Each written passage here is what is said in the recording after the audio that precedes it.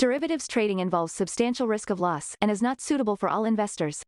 Past performance is not necessarily indicative of future results. So stressful when the world's on fire. Good God. I can't look at this, guys. Like, my strategy is you buy it and you hope that you got a good spot. Yeah, but we all think you're crazy. You don't fight this. No way. The markets are freaking out and you don't think that anything is wrong? Come back tomorrow and I'll lose it all. Should be fun. Good morning, everybody. Oh, you know what? I need to turn that up a little bit. There we go. How are you guys? It is the 12th of October, Monday, and we might have a turbulent week ahead of us. Let's go to the charts. Oh, geez, where's my... Oh, I don't need this. Get rid of that. Okay, so let's see here on the E-mini. On Friday, we had a modestly positive day. Some positive headlines coming out about possible stimulus. But over the weekend, almost everything that I read was negative. And it really doesn't sound like they can do a stimulus still. But the equity index persists in moving up in the overnight action. I come over into treasuries, maybe a slight step down. I don't know. It's not really moving here, but here was like this: the stimulus is on, and then it's not, and all over the place.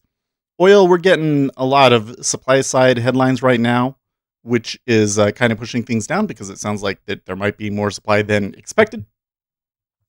Gold taking a breather after a really great day on Friday. Probably one of the most positive days that they've had in a long time, and we're erasing that bender of a day that they had on the 6th. Copper's still looking pretty good.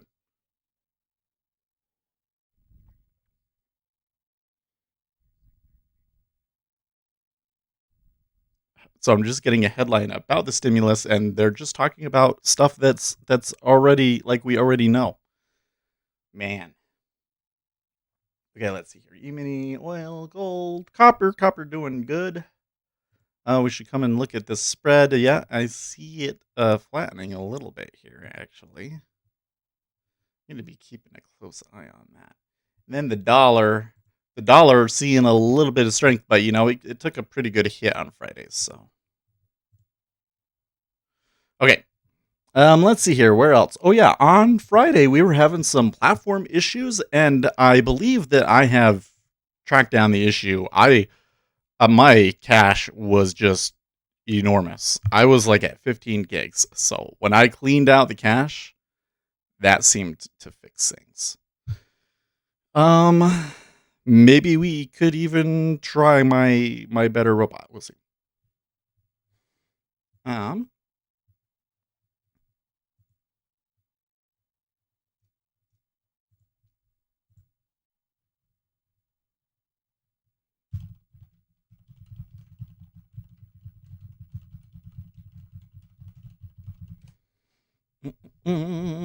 AKA good morning, new here. Oh, you're new? That's so we have another guy that, well, he's going by analytic now, but his abbreviation is AK, so I thought it was him. But then it's like a different color, and I'm like, what the heck? You have a video on your entry method.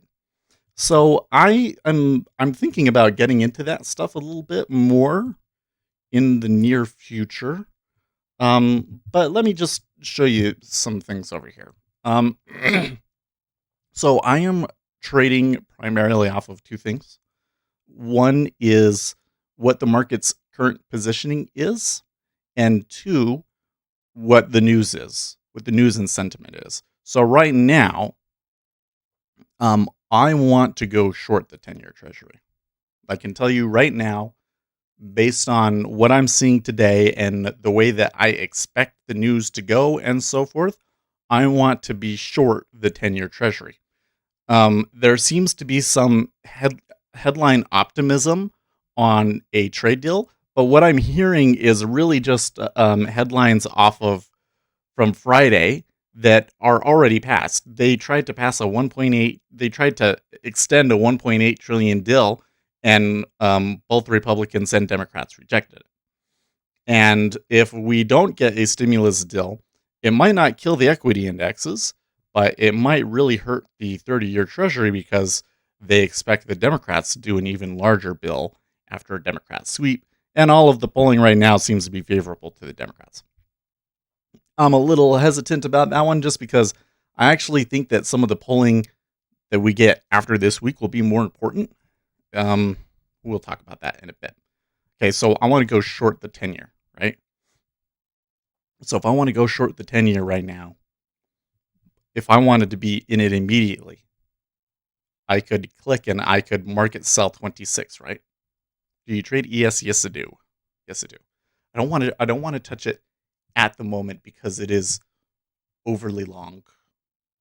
Unless I hear a headline that is negative, that I know is negative, and I sell it. Okay.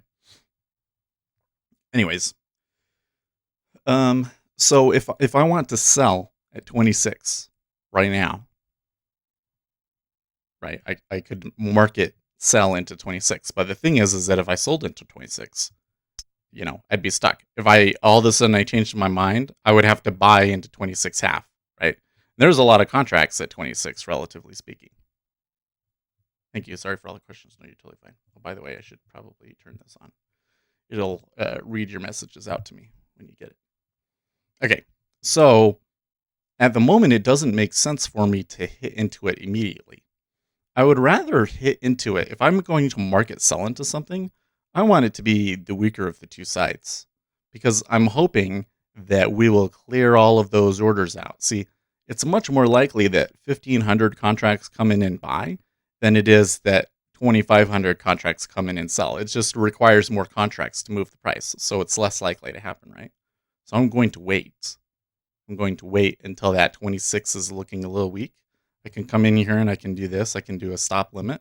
So if it gets below 433, this is a feature of the Jigsaw platform, Jigsaw Day Trader. So if it gets low, then it will hit into it. And then I can potentially get it when it's ticking down. So if I hit into it, it ticks down, then I'm in at 26 and 26's offer. I can hit back into it and scratch out at break even if I want. Or maybe they just continue going down. But my probability of, getting into that without getting a negative excursion against me is a lot lower if I do it when that's weak. So this is how I decide to execute. Is I'm looking for these games that go on in the level 2. Right? AK says, how many ticks do you look for? Good question. So typically, what I want to do is I want to have a place that I think it's going to go to. So in this case, there's a couple of different ways that we can do that, right? Let's come back over to this chart. In the 10-year, if we get the kind of move that I'm looking for, I think that we could actually go below Friday's low. So we could be going below 21.5, which is down here, right? Come back over here. That was Friday's low. Or let's just do yesterday's low, right? So that would be 1, 2, 3, 4, 5, 6, 7, 8, 9. Typically on the 10-year, I'm going to get 8 to 12. So that's reasonable. And given the framework that we're working off of, I think it could happen, right? And then if I'm going to risk that much, then on the other side, I'm going to risk 2 to 4. So I want to keep my risk reward 2 to 1. Okay. But typically speaking, you want to have an idea of where it's going to go. I want something that tells me that it's likely to go to that location, that is based on both fundamental and technical information, right?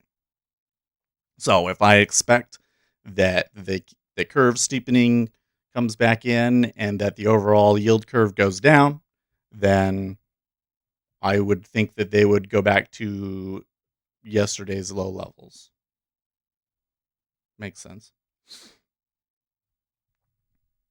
So here's the thing, is it's always going to be a little bit different, right? Okay, so you see they ticked up at 26.5. So now I could hit into 26.5 when it goes down, right? I could move this up. But the thing is because that ticked up there, that might tick back and forth a couple of times, as I'm thinking. So I'm not sure if I just want to hit into that. Plus, we just moved up. I'm against the trend. They might hit into 27. I want to see. So we're just kind of going to hold.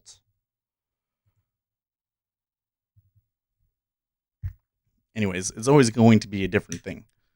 But I think that the thing that I would say, and here's the bigger Gorilla Digit philosophical says thing. GM. Hey, Gorilla, how's it going, man? Welcome back.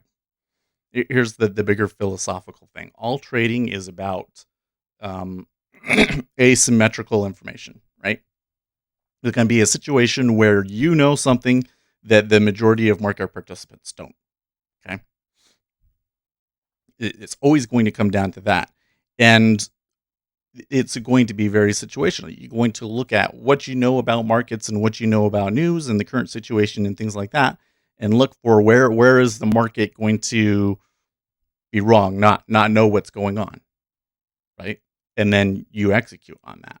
So the whole thing is about having a framework to be able to take an idea like that and turn it into a trade, rather than instead what most people tend to do, which is try and find a consistent pattern and always trade it that way with, looking for a certain risk reward and things like that.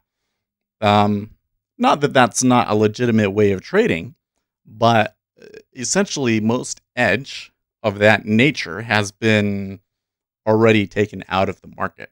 There's algorithms and stuff that are backtesting these things all the time. It's really hard to have an asymmetrical information advantage on something that is purely technical, right? Well, I was thinking maybe they were going to start hitting into 27, but then the 26.5 pulled again.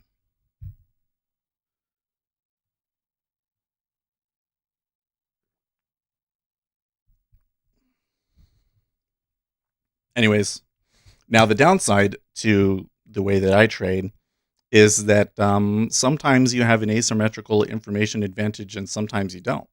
And when you don't have that advantage, you might not realize it.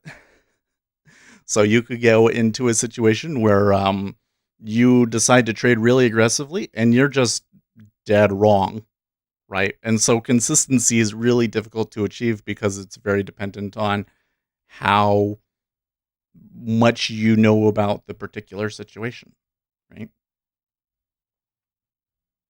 It's a very speculative in nature.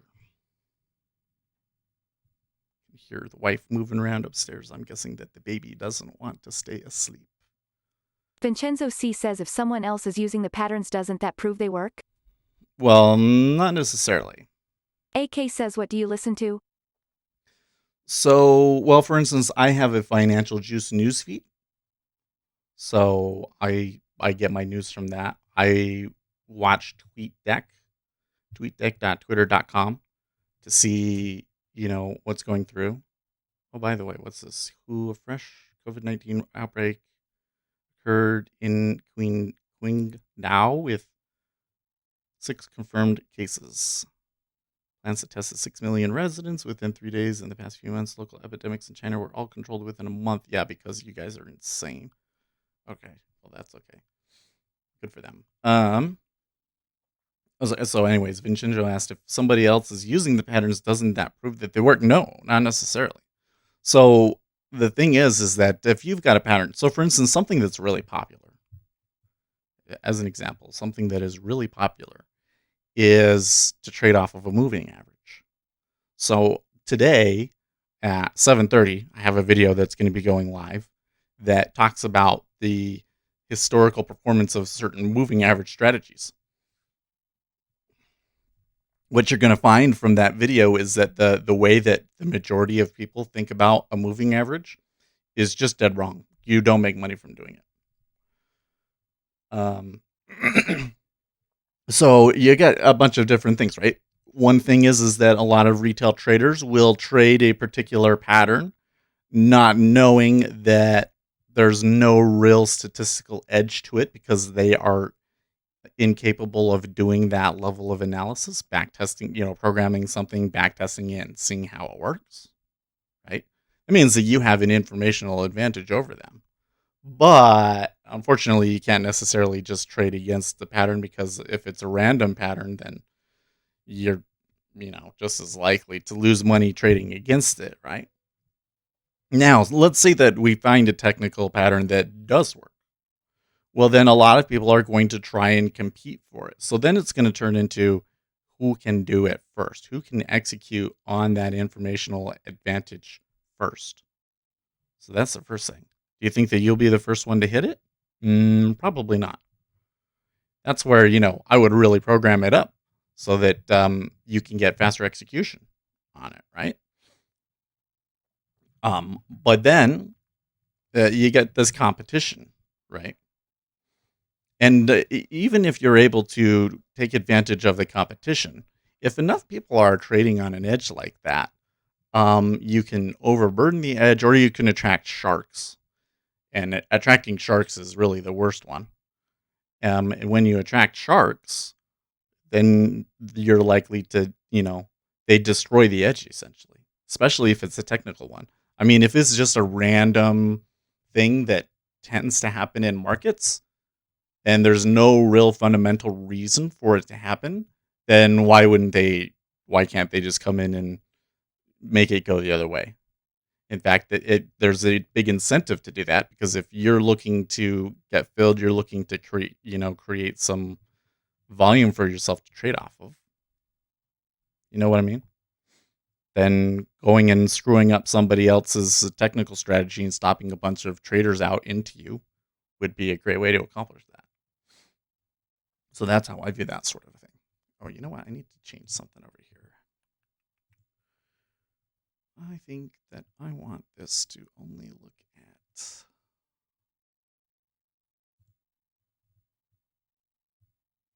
Let's say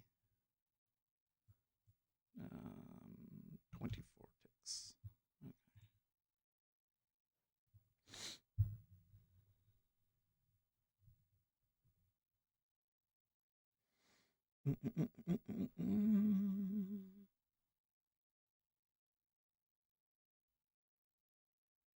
It's going to do 2 million. The train's going to do 2 million tests per day with that thing. That's kind of interesting.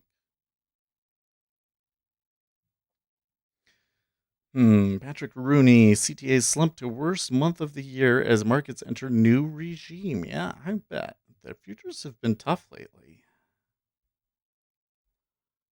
Crowded in the short dollar pit.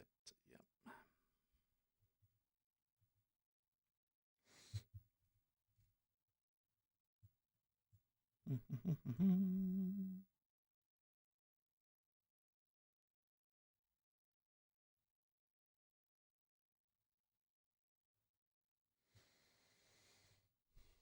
Well, they might take it up at 27.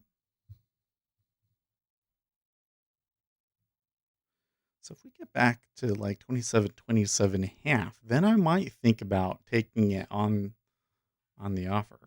Especially if I start to see some iceberging. So I should probably keep my eye on it here, try and stay focused. The E-mini is modestly positive.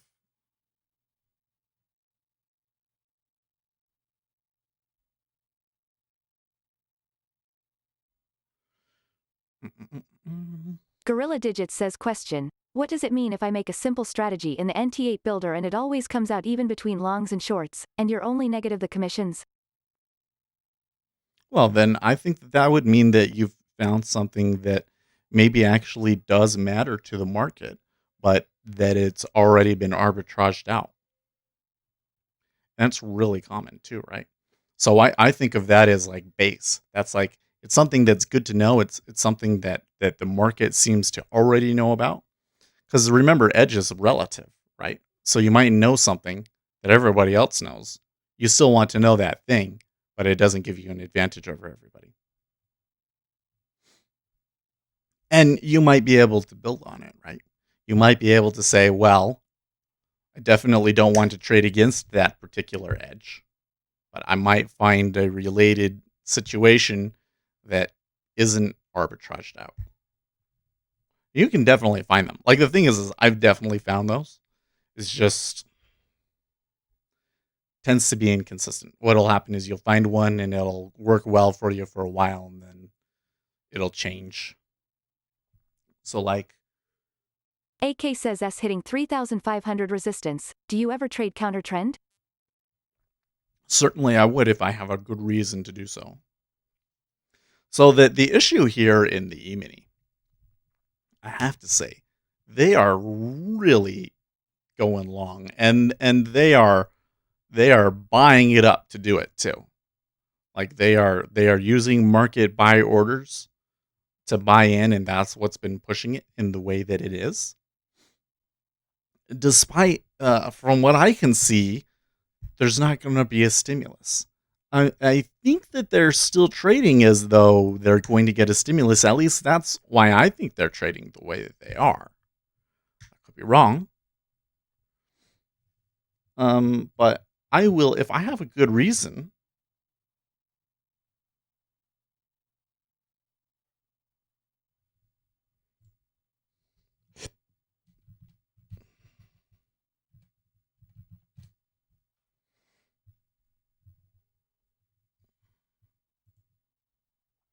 Yeah. Now you got to be careful trading counter trend, right? So one thing is that if I'm going to trade counter trend, I want to make sure that I'm not the first, but I'm not the last. You know what I mean?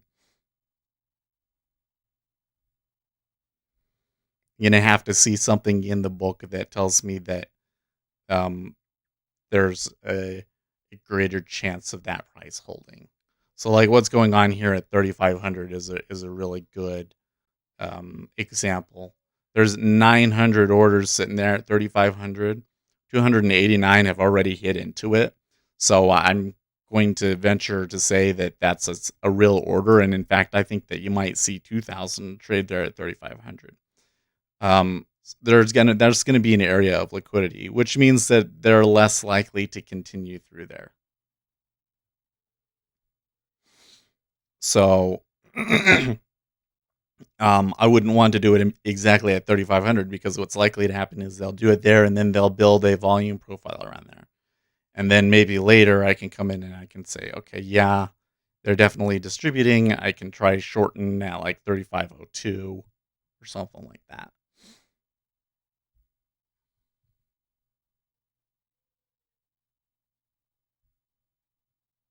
Yeah, sounds like the baby is awake.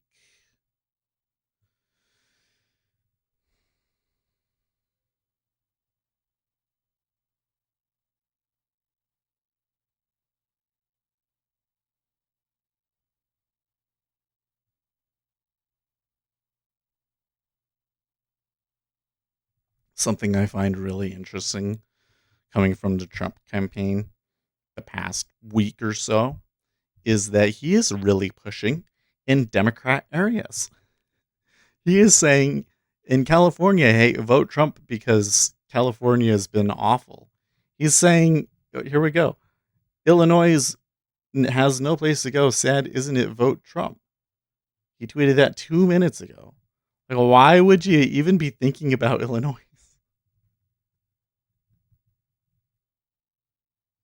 Pretty brazen, right? Pretty interesting, I think.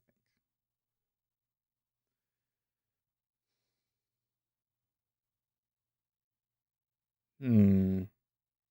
Well, we don't really have a ton of new like we don't have any economic numbers today. It's really just AK says who do this you like to watch on Twitter? you like to watch on Twitter news squawks. News squawks. So I would definitely follow Rant Squawk and Zero Hedge. The president. You can follow Financial Juice.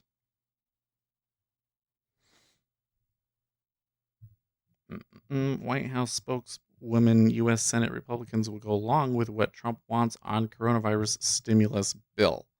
So they say, but I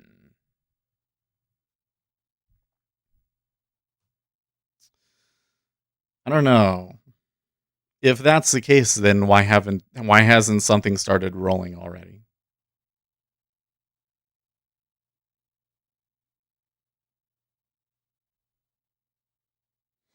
I guess another thing to keep in mind is that we got the Supreme Court nominations starting today. So let me go into something else. This is, since you're new to the channel, and this is something that we hit upon a lot here, is that because trading is really about developing an asymmetrical information advantage over other traders, you cannot get an edge. Uzi Knesset says WHO now discouraging lockdowns. Curious how the closer we get to the election, the better Biden's chances look, the more they walk back the COVID response strategies that destroyed everything. That's an interesting way of thinking about it, Uzi. I hadn't thought of it that way. Anyways, I was going to say, if it's about developing an asymmetrical advantage over other traders, the more popular something becomes, the less likely it is to develop edge for you. So you really cannot become successful as a trader solely by following other people. So what you want to do is you want to understand as much as you can about the market. You want to understand what kind of strategies do other people use, how do risk parity strategies work, how do CTA strategies work, on and so forth, right? And you want to understand how does taxes work, how do that affect companies, how does these government regulations affect companies, right? The more that you understand about the market, the more likely it is that you will be able to find an asymmetrical information opportunity, right? So that means you can definitely follow people, but I don't want you to just take my trades, right? Because that wouldn't help you develop your own edge, and frankly, it might hurt the trade.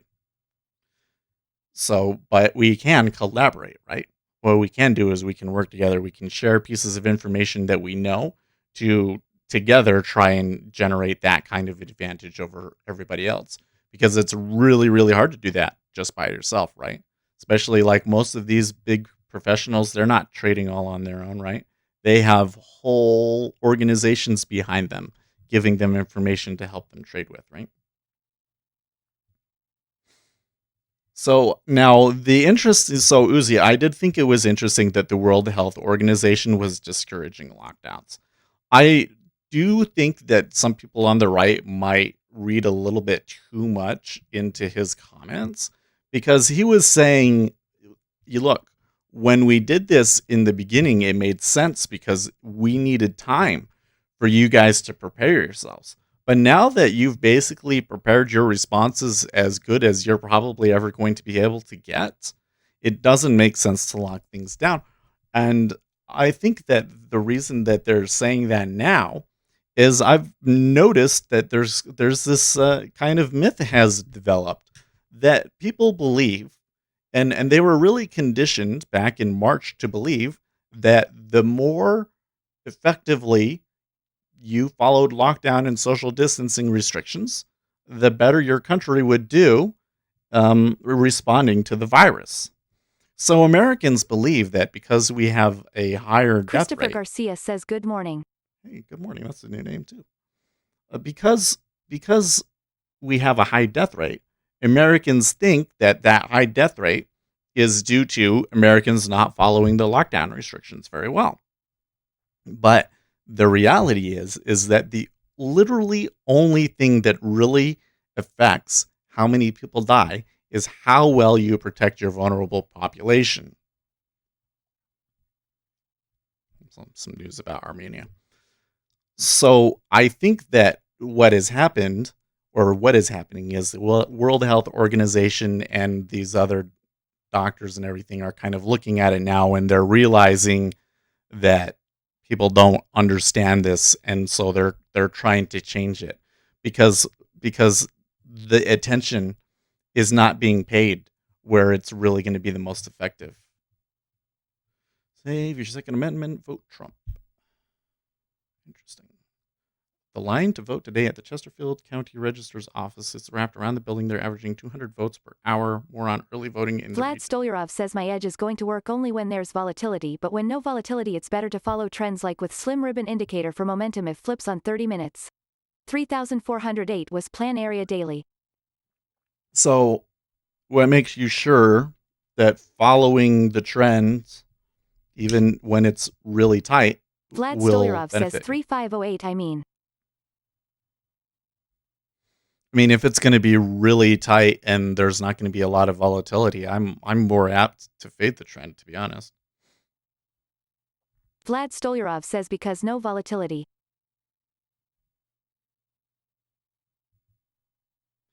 Like the kind of answer that I'm looking for is like, well, I've back tested it and get these kinds of probabilities about it. Get what I mean? Vlad Stolyarov says it's easier for them to hold trend. Vlad Stolyarov says so far. Well, you kind of gotta wonder why they're buying it up. Vlad Stolyarov says tricky. So the only headline that I've really seen is Senate Republicans will go along with the Donald Trump wanting the aid, and that they authorized the 1.8 million. And that's it. And we knew all of that on Friday. That's why we were rallying on Friday. And then we kind of had some other headlines over the weekend that kind of made it sound like, yeah, but that's not going to happen. But there could be another piece of information out there that we don't really have. AK says, did you say you watch Rand Squawk? I can't find on Twitter. Yeah, I think they changed their name to News Squawk now. In fact, I'm almost certain that they changed their name. Wait, they're not showing up on my feed anymore? Let's see here. Christopher Garcia says, do you try Stream Deck on Ninja? You can set up hotkeys. I just discovered that lol. Your Stream Deck on Ninja? Oh, maybe. Vlad Stolyarov says daily had inverse head and shoulder breakout, so this is technically 2x move to all-time highs, and algos don't care if it's being extended as long as no one sells.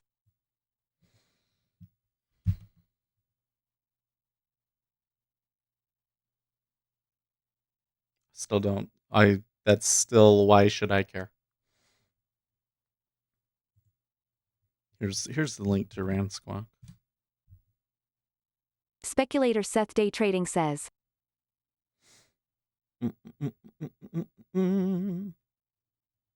Anyways, I don't have a Stream Deck. Honestly, my setup is not really complicated enough to need all of that stuff.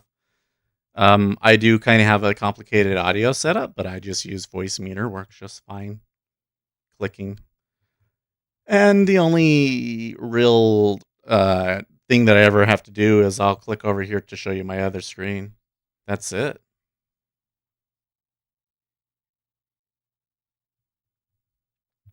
So I am going to cancel this because Vlad Stolyarov says for extended conditions on NQ we should get 150 to 180 point pullbacks normally at least, so we may get sell right away too.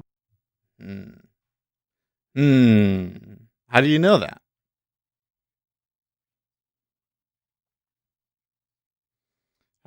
Help them out here, Vlad. We got a couple of new people. How do you know that? What is the source of the informational edge? So here's another thing. I really need to make a video on this. I've been saying to myself, Seth, you need to make a video every week. I made a video that's going to come out today. If edge is all about taking advantage of asymmetrical information, then there's only three ways that you can take advantage of an edge like that, or three things that you really should be considering when trying to take advantage of an informational edge. And the three things. One is discovery, finding new edges, analysis, analyzing the edges that you have in their performance to determine, how effective they are and how you want to trade them, and execution, how effective you are at actually executing on those edges when the time comes. So, most people, they think at least that they have a good discovery edge. They're looking at a bunch of charts and they're trying things and they see something and they say, X thing seems to matter, so I'm going to trade off of that. And then they don't ever do the analysis part because they don't know how, right? That's why I make a lot of tutorials, or my focus has been on the strategy part. Like, I'm showing you guys how to make strategies in NinjaTrader and backtest them so that you can determine if there's actually an edge to it. Then you can look at it and you can say, okay, well, when you get this situation, it has a high probability of reversing. Then, or a higher than average probability of reversing. And then now you actually have real facts to back up your supposed informational technical advantage.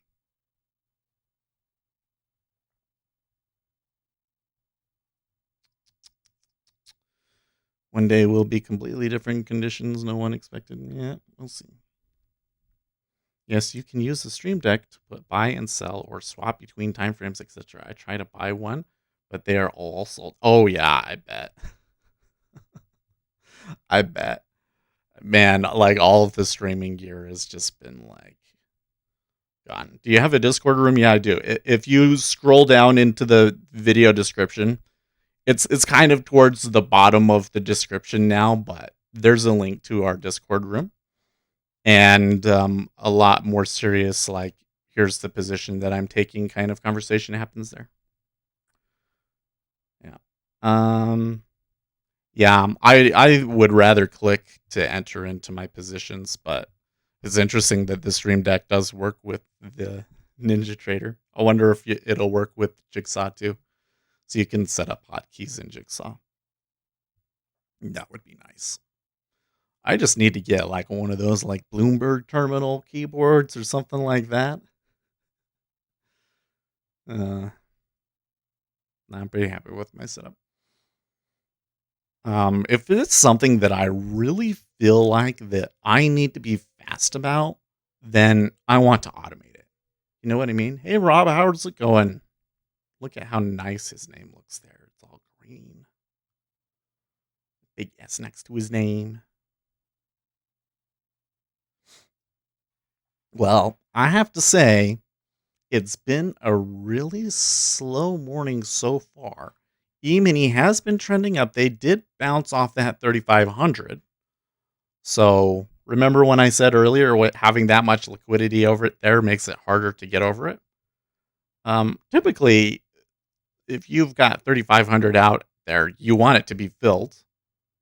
So I wouldn't be surprised if they come back there. Banks closed Columbus Day. Yeah, that's a good point. I had kind of forgotten about that, but I was looking at it last night. The thing is Columbus Day is not typically a significant holiday. I remember when I worked for Goldman Sachs, I would get that day off, and nobody else would. But here's the thing, because we've got this stimulus thing going on, we could still see a move.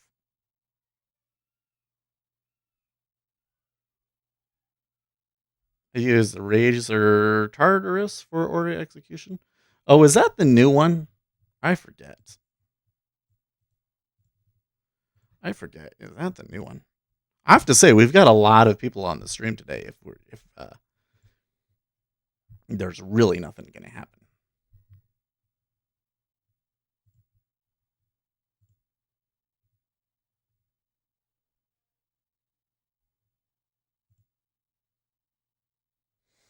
Razer's website is giving me problems. Oh, I see. It's one of those palm things. Yeah, that makes sense.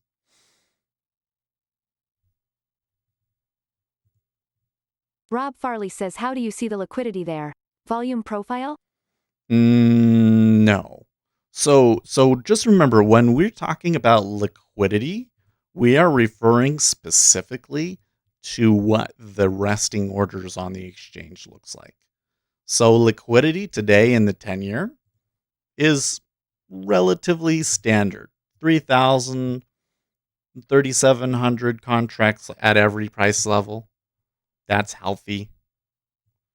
In the E-mini, 50 to 100 at each level. That's healthy. There's nothing unusual about the liquidity today. There's a big area of liquidity at 3,500, right? Do you see it? Let me highlight it. You see it right there? I'll draw a big, gigantic arrow pointing to it.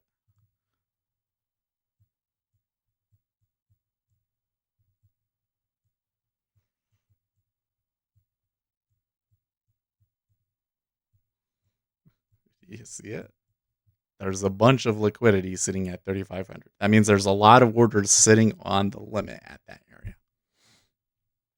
It's important because liquidity is another way of thinking about it. If you want to think about it in terms of supply and demand, liquidity is another way of saying there is supply at that area, right? So when we look at these four forces, it's like a two-way supply and demand, right? This is sell side supply. This is buy side supply, right? This is buy side demand. This is sell side demand, right? These four columns right here.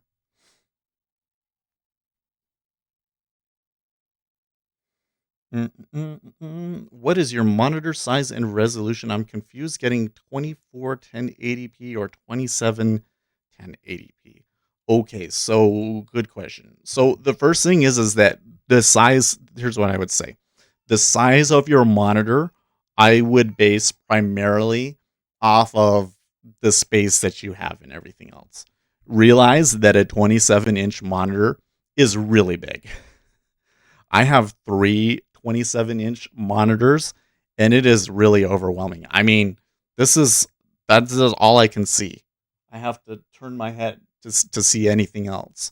I have like a 72-inch desk to accommodate it all. I had to get a special stand. It was, it's big. It's big to have three 27-inch monitors. If you only have one monitor, 27 inches, like, go for it. It's great, right? But, it's kind of like, can you handle a 27-inch monitor or not? 27, but for me, bigger's better, right? Typically, well, there's a limit. I don't think that having a 32-inch monitor would work very well, right? Okay. The second thing is on resolution. You always want 1080p is like your minimum. Okay. So if you get 1080p, generally speaking, you're going to be pretty happy with it. If you're getting a 27-inch monitor, it makes sense to go up to 1440p. Okay. 1440p, because it's a larger monitor, you're just going to want more pixels. So, and you can go up to 4K. Like if you can find a 27-inch monitor with 4K and you're okay with the price, then go for it. Go for it. But if price is an issue, a 24-inch 1080p monitor would work just fine, and those are going to be cheap. I would highly recommend, look around your classifieds, because you can get so much better of a deal if you just buy them secondhand. And the thing is like if you're buying a new monitor, you typically want it to be like top of the line, high refresh rate, gaming, all that sort of a thing. So getting the hand-me-downs as everybody upgrades their PC to a 240 hertz monitor or whatever, you can get good deals on, online like that. I want an Odyssey G9 so bad, right? Every time it comes up, I look at my setup and I'm like, well, would be nice to have the Odyssey, because it would be similar to what I have now, but you only have to deal with one monitor. The issue with the G9 that I have though is that I actually this right here, where my hand is, that is where my middle. That's the top of my middle monitor, and then this is the top of my other monitor. So I have this monitor pushed down compared to the other ones, so that the camera can see over it. So I don't know if I'll ever do that. 49 ultra wide, ideal for one monitor. 227-inch 1440 is what you have. Yeah, that's a pretty good setup. Yeah, having three 27-inch monitors is a lot.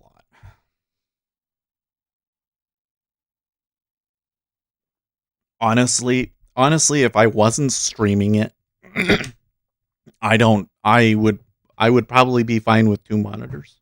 I like to have two monitors to split things up.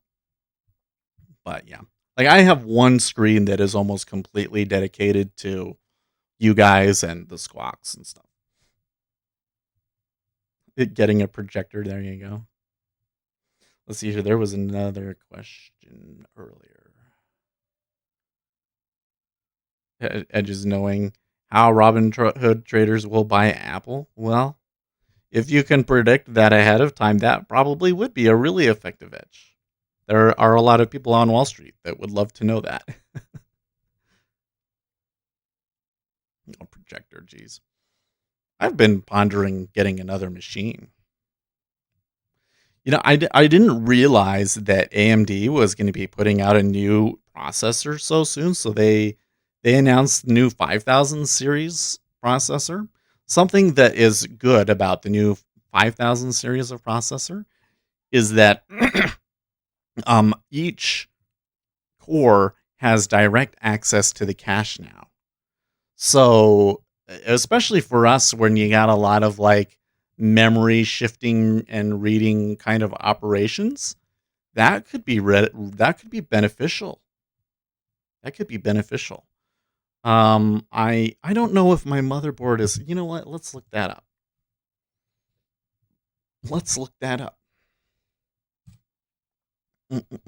Let's see here. I forget, what did I get? So I'm going to go through my order history on Newegg.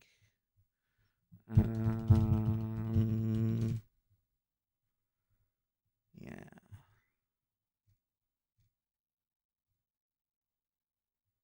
No, not that one. Have to go back further than that.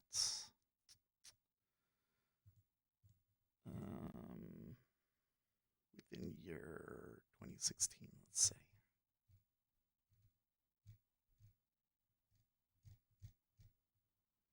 Maybe it was 2017, 2018. Yeah, there it is. X370 Pro. Okay. So now AMD 5000 compatibility.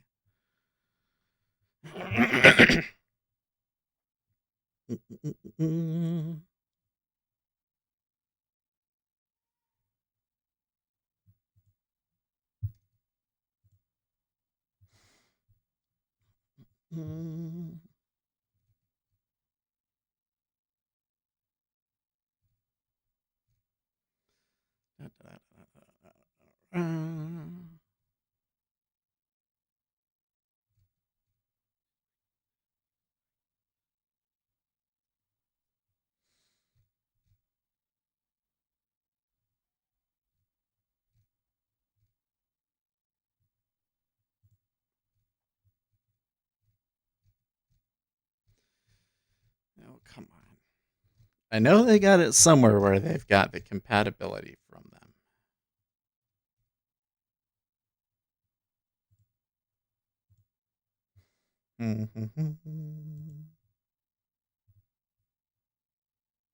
Trader Josh says, do you know what the ding noise is on Financial Juice?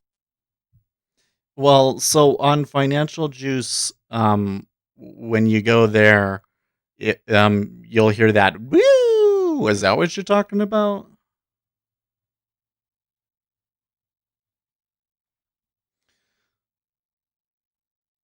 You might be hearing the tick strike.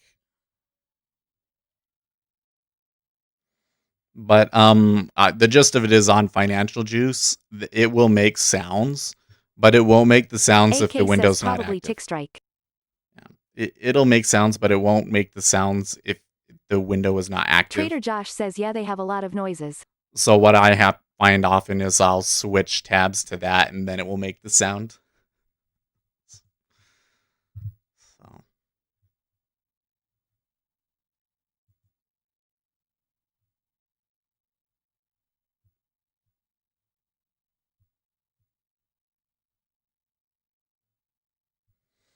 Okay.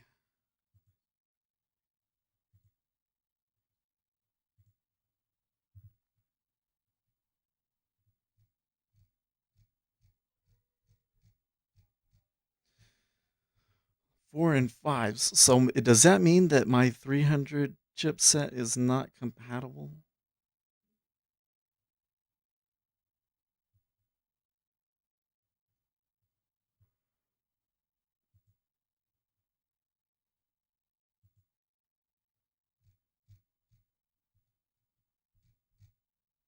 Which motherboards? 570 and 550 work fine. 400, you may get support in the form of a BIOS update.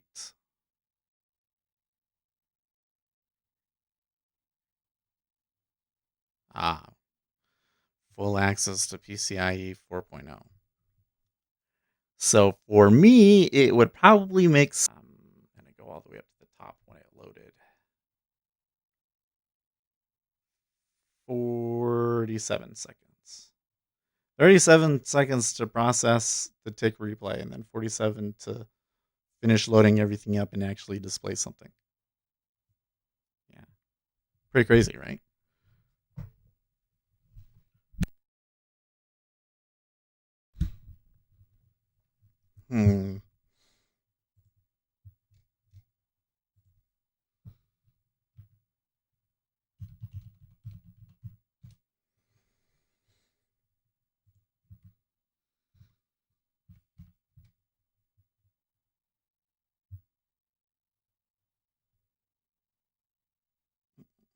I could probably get my 370 to work with the 3 series card.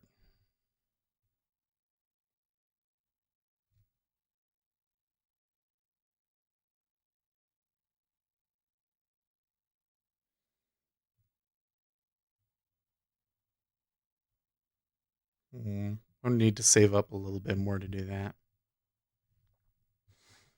I really want to do some benchmarking here. Show you guys. Okay, if you go to the newest AMD processor, like it makes a difference. I don't know why I got into that. I guess because we were talking about monitors. Everybody's talking about getting the new graphics cards, though, and I would be fine with the 1660, which is probably going to be dirt cheap now. Actually, let's go look at that on eBay. AK says thank you. I have to go for the day. See you tomorrow. Hey, thank you for stopping by. You can always watch the videos on replay. Gorilla Digits says the hardware rabbit hole. Hardware rabbit hole. Well, they're still asking $250 for them. Oh no, that's brand new. Looks like they're down to $200. That's still too much. I got my graphics card that I have in there right now, which is a 1600. I got that for Vlad Stolyarov says if you need video cards EVGA got refurbished models somewhat cheaper B stock etc. I think that because the 3 series card has been so hard to get, and they've also had a few problems with some of the different non-founders cards, that the prices haven't come down yet.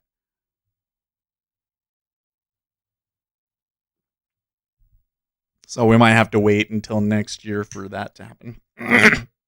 I expect at some point, though, with 1660 to become very cheap.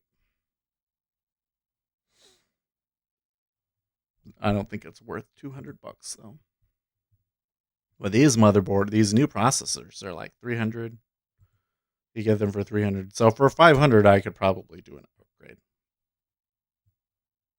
But I should poke around. I think we could get a partnership, because this is a really good application for the like the scientific computing. Like this is a place where you can really show where a better processor makes a difference.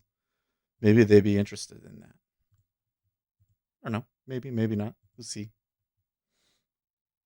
Okay, well, they've been sitting there pretty thick at 27.5 for a while. And they're hitting in at 28.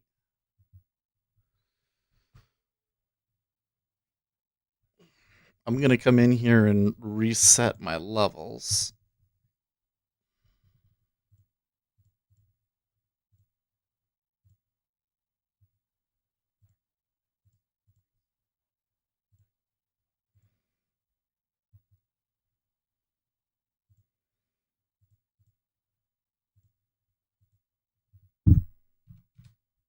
Okay.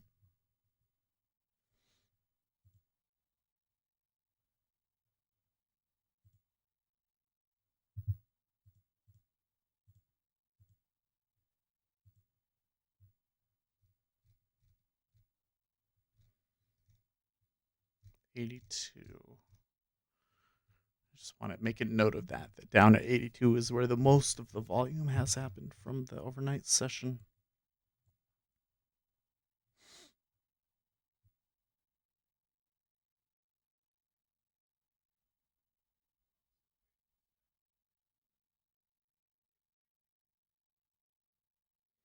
Christopher Orr, will Biden pack the courts as the new Hillary emails?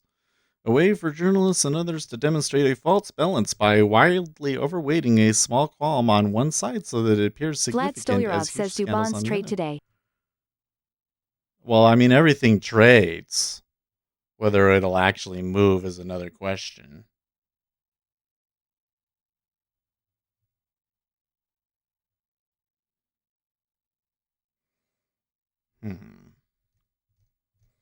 I really don't think that Biden refusing to answer the question on packing the courts is a trivial thing, especially since on over the weekend he said that Americans don't deserve to know, which was really like even my wife, who is not a political person, when she heard that, like I played the video for her and she immediately was like, "What?"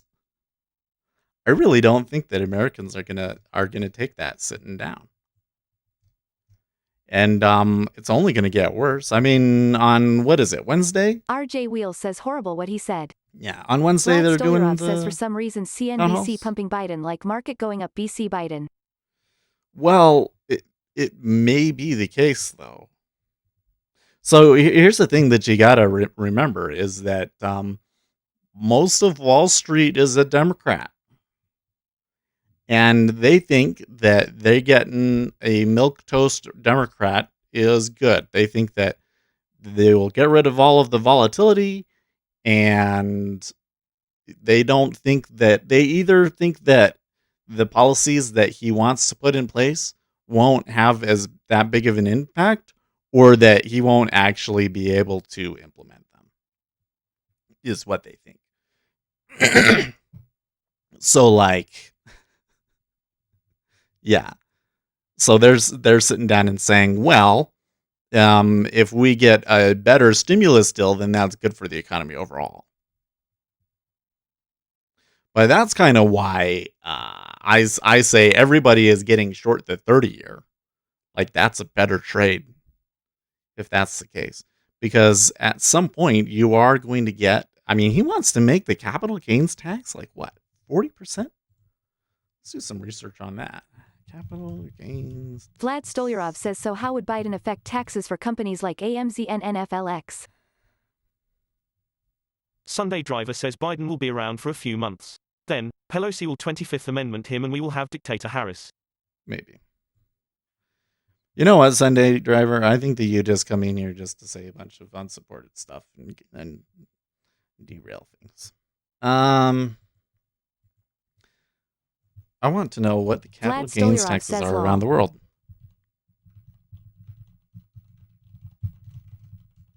So it's 15 to 20%, right?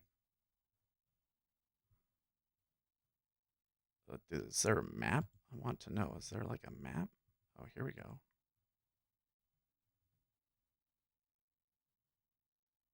Oh, here we go. Open image in new tab. Okay. So the United States was at 15 to 20. We're not even on this list, are we? Yeah. Oh, no, wait. United States. This was 2011. This was before they decreased it and everything. Integrated capital gains tax. I don't think that's what we actually want.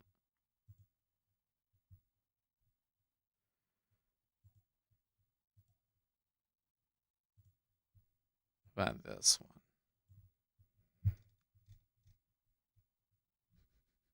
Well, that's the United States. It's pretty low. But that one is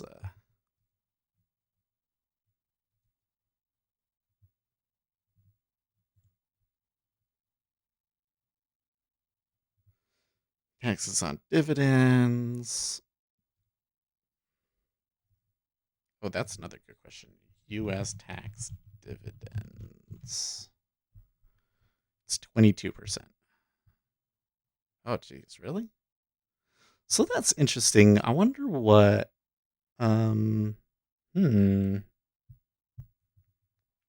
So Joe Biden was saying that he wants the capital David gains Crane says tax how to be long has Seth 40. been trading? Oh, I've been watching markets since 2008, but I haven't really actively been trading futures until 2016. So, summer of 2016 is about when I started trading futures. So, over 4 years now. No, so if the capital gains tax gets increased to 40%, and that really is quite obscene. Like, you kind of I can see Wall Street's point of view here where it's like they're not going to be able to do that. They won't get the support to do that. But if they get it, that would be a big change because would you see share buybacks decrease? Especially, well, I think that they would have to change the dividend tax rate as well. But if the dividend tax rate stayed at 22% and the capital gains tax was 40%, then companies would probably start spending a lot more on dividends, which I suppose would be a good thing. But that's incredibly interesting. Anyways, that's one thing that it's kind of like out there, right?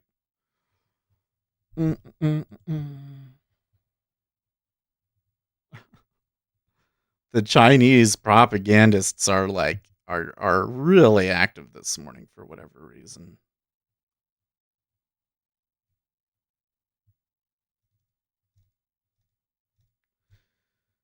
What the heck does this mean? NASDAQ has declared self-help versus members exchange? MEMEX?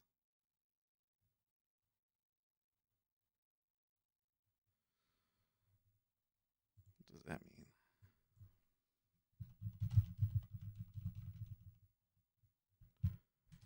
Exchange self-help declaration.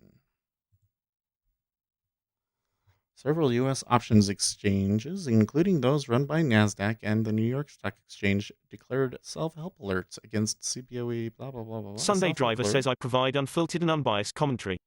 Oh, okay. A self-help alert is a notification issued by a trading exchange when another exchange is dealing with internal problems processing trades and orders that are routed through alternative venues.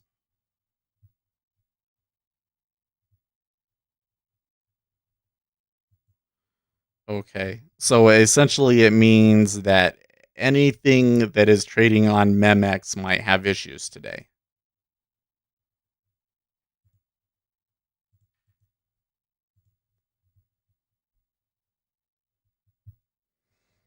that in the stocks and options.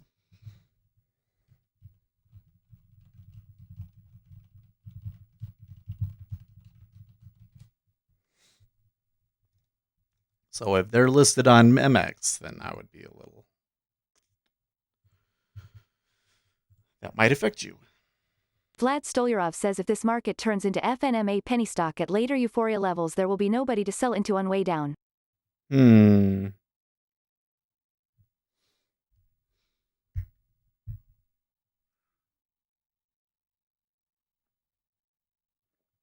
Well, I kind of have to wonder. I mean, we will probably RJ get some Wheels says movement appreciate on the Sunday. open here, but unfiltered and unbiased. Give me a break.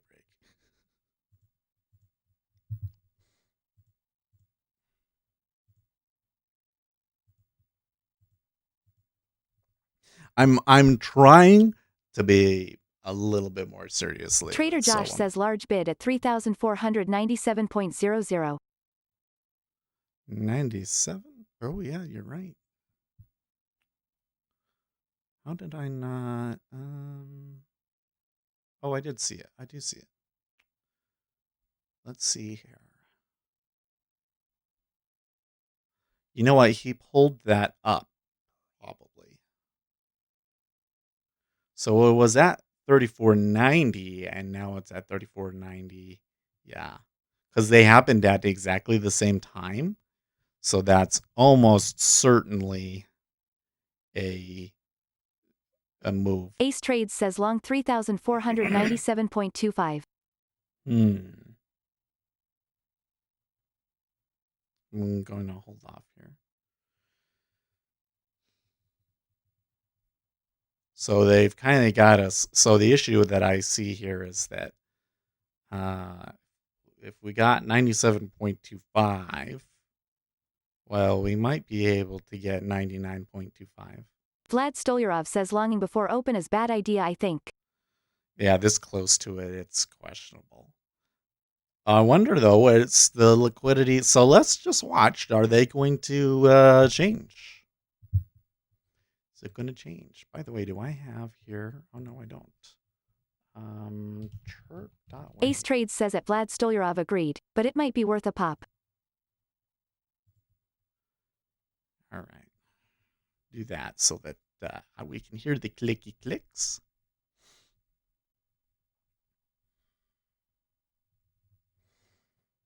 Anyways, what was I going to say? Oh, yeah. I'm trying to be more serious. We got 37 people viewing. Thank you guys very much. We've been doing really well lately, especially around the open. So if you guys enjoy these streams and this content, make sure you give us a like. It helps the channel out a lot. Yeah, if you put your stop Vlad Stolyarov says yeah if you stop under 79s. Well, I'm going to bet you that both are going to trade here on the open. It's kind of a question of which one trades first. Of course, if it moves up, then we'll want to watch and see if that guy moves it up. The delta is down. Yeah, you're right. The Gorilla Digits says delta down past few minutes in the S. You know what, though? We've had a lot of days where the overall delta was down and they David Crane says 700 lot was starting to get filled. By the way, can you see in my Vista chart how that order is so big that it just ruins the Vista chart? Sunday Driver says watching hearings. Oh, the hearing's already going? I bet you that there's going to be all sorts of procedural shenanigans.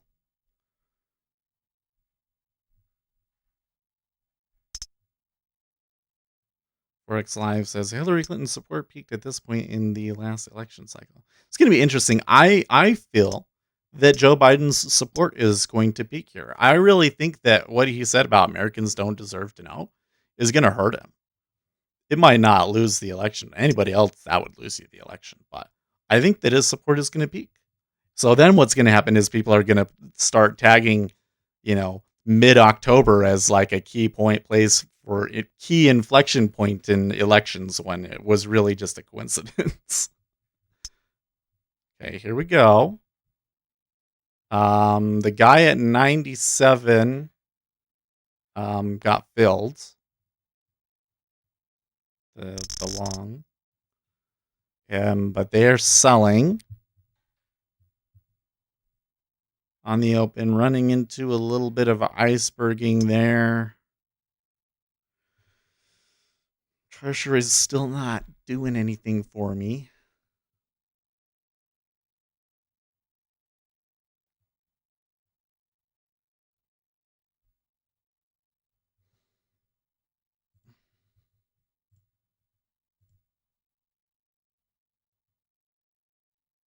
Ace Trades says at Vlad Stolyarov, bad trade.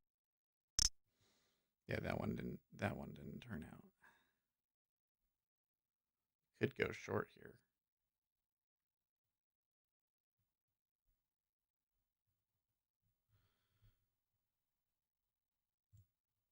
Nope. I thought it was going to go, but it didn't. Vlad Stolyarov says NQ 11,888 testing.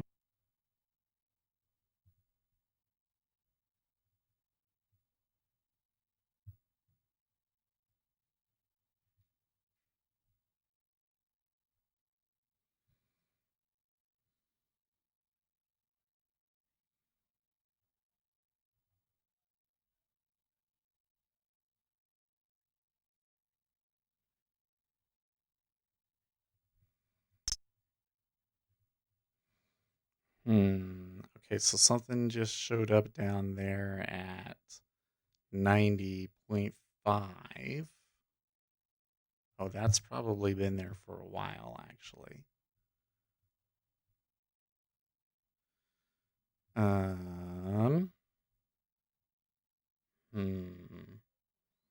Still seeing iceberging.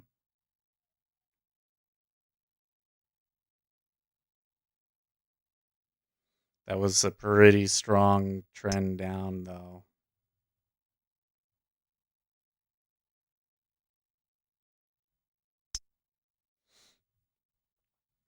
And the volume on it is looking pretty solid on the downside. And given that our treasuries have been bid this whole time,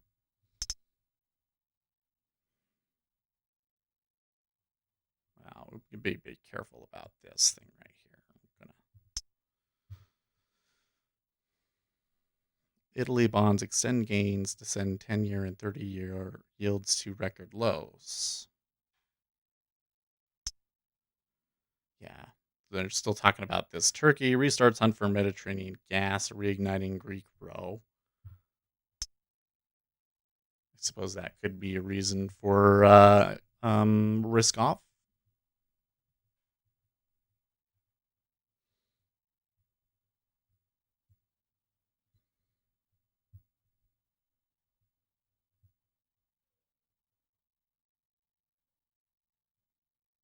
Okay. Market sellers from making a push here.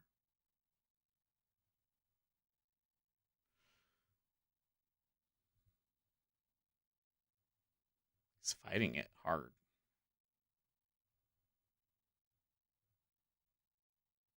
It's pretty thick today.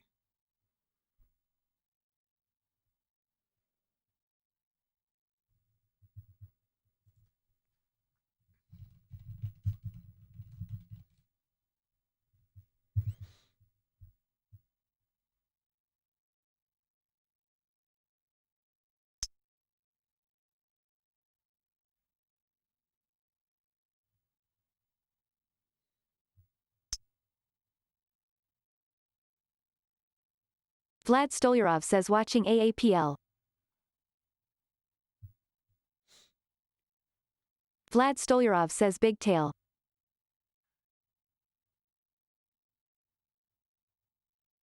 Vlad Stolyarov says 120.25 area to 121 maybe. There's definitely something holding it up there, huh?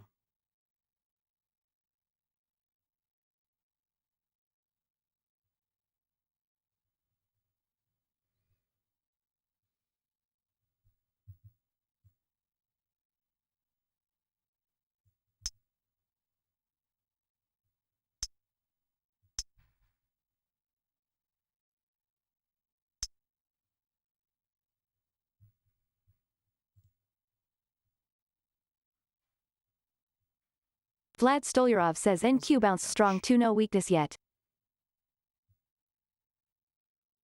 So I think they are going to try and push through me, but for it, when I got in there and they shoved it back down 2 ticks, that's good.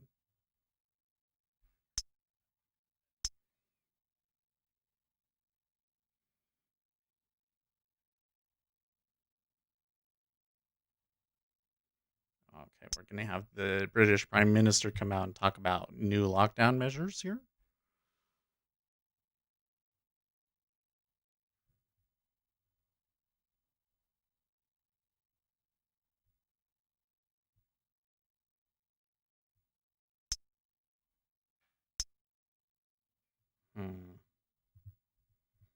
Okay, so some Salim ticking El at Alami says set the 95. sepulator.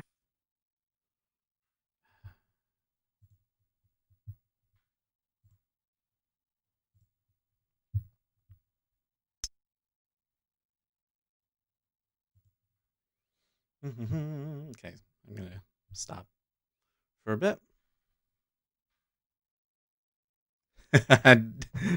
I'm too fast. Uzi Knesset says damn you quicker than me.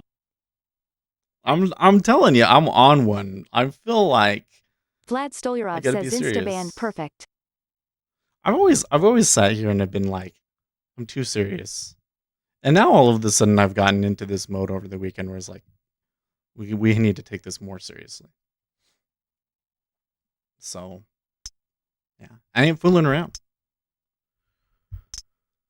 Okay.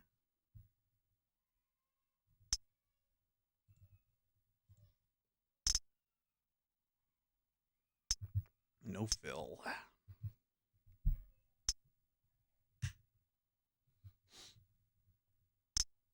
Good spot though. Vlad Stolyarov says NQ back to test resistance at high. Well, they broke out high, but that is also not just going so.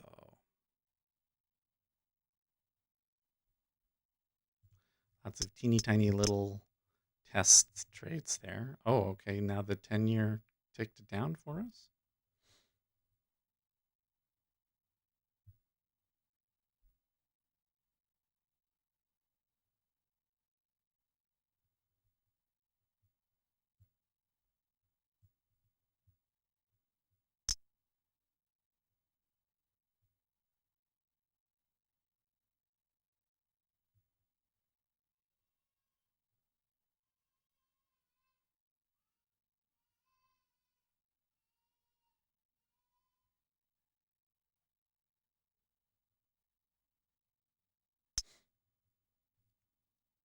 Some more volume right there.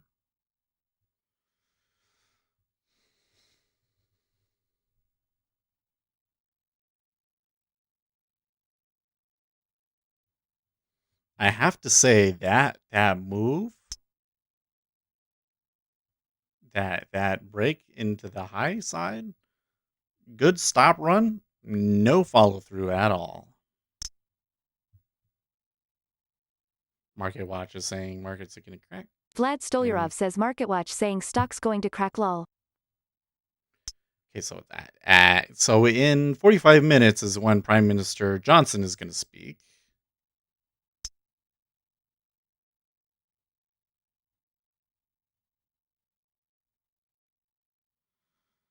Californian Republican officials defend unofficial ballot drop boxes. Yeah, that's not okay. Stop that nonsense.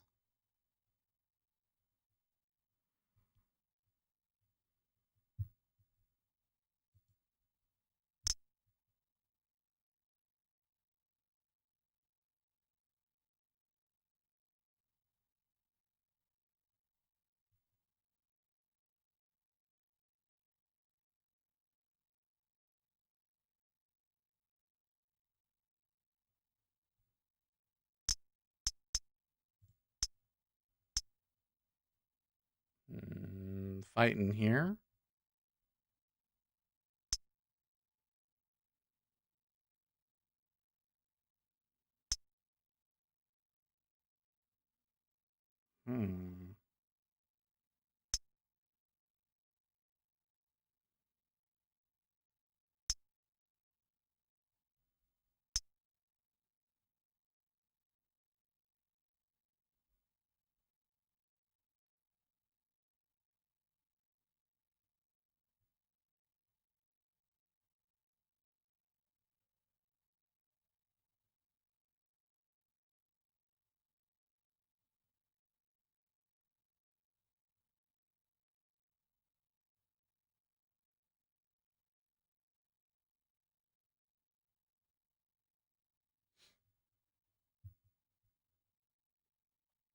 slow. I'm seeing defense there.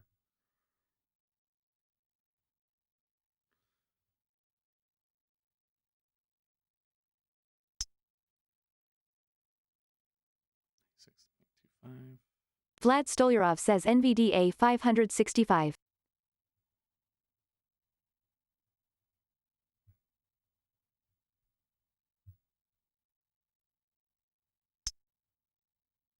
Vlad Stolyarov says almost went up to breakout. 10 years, kind of. I think they might come back. But...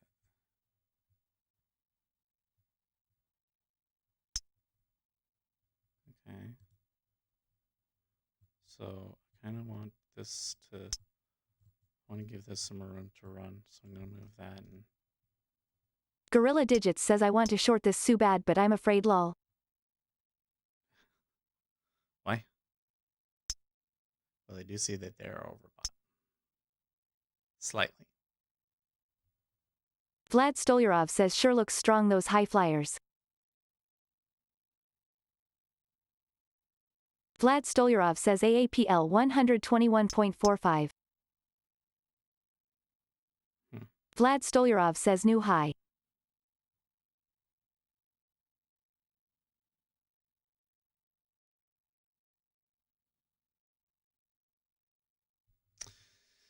They're still battling out around that open.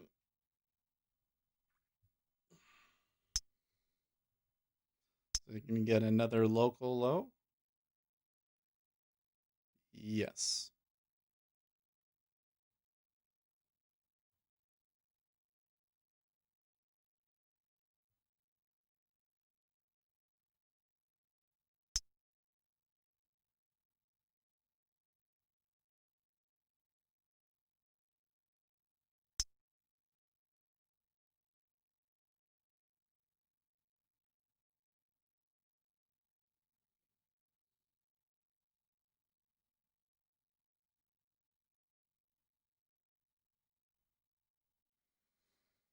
Zero hedges trading reflation trade unwind. Softbank busy says zero hedge. QQQ monster buy 10,000 March 290 calls for 1872 earlier today. Huh. Oh yeah, squeeze him. I say.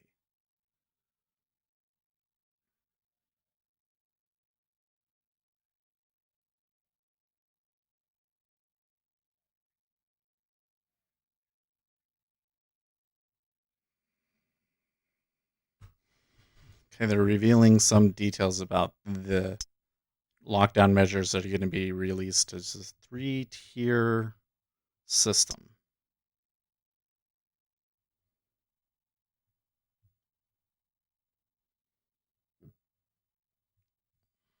Vlad Stolyarov says 220 high MSFT volatile 218 test. Okay, that was a strong shove there.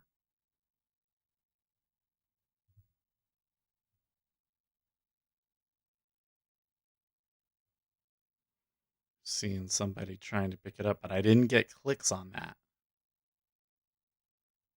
Believe it or not. Somebody put a bid way down there at 34.48. That's really far away.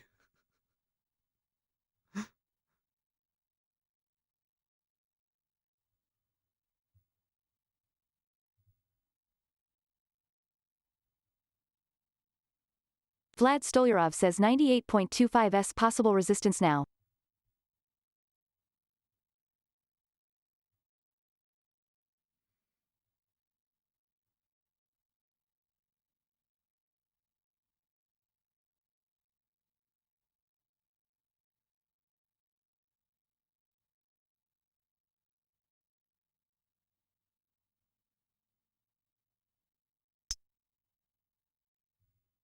Okay.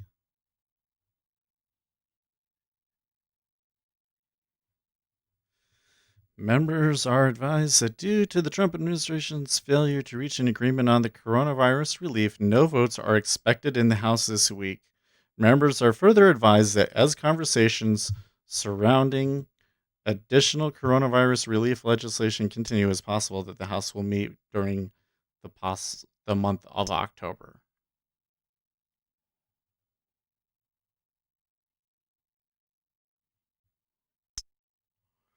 So that doesn't sound positive to me. Hey Jake, thank you for doing that in an image so the algos can't catch it.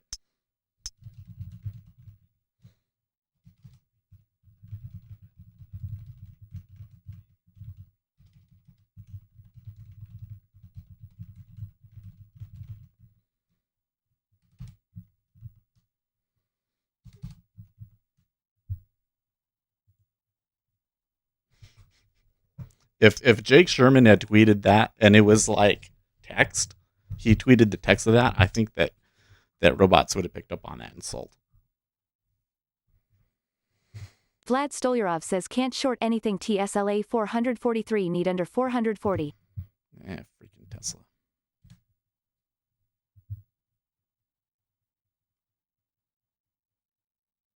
Vlad Stolyarov says they need at least to go for gap fill to roll. So here's the thing. If anybody was expecting positive coronavirus relief bill headlines to come in today to boost the market, they're going to be disappointed. And that kind of puts me back into yesterday, where I think that we should probably see Friday's lows, potentially.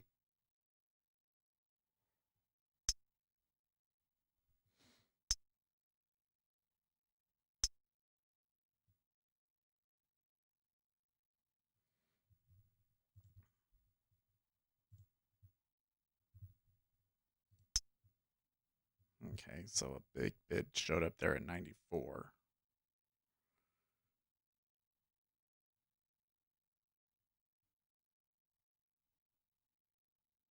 Didn't stay. Let me trade through it.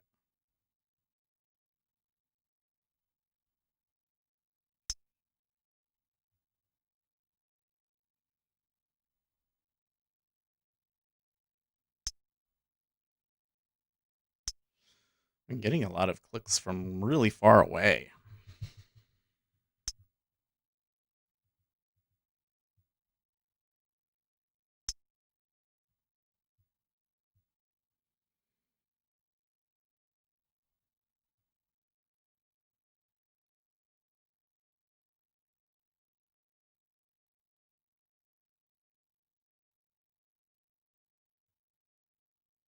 Vlad Stolyarov says oil dumped.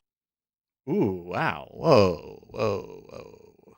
That 50-cent dump in oil.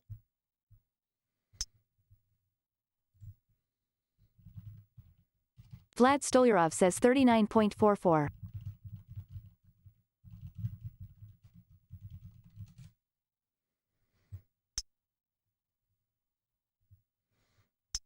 I'm curious to know if that'll hit equities, man.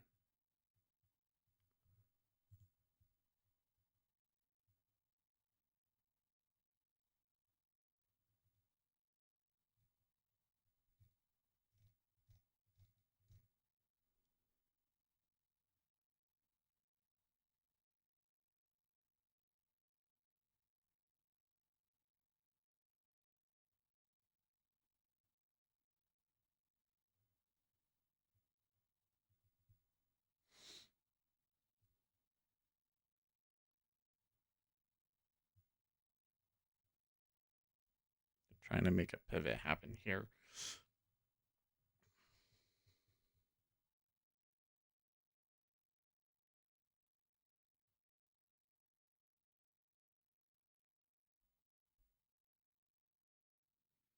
Hmm.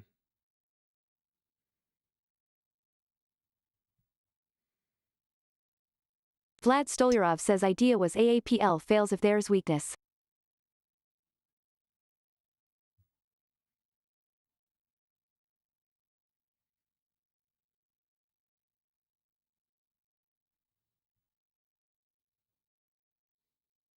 Financial juice is on the case.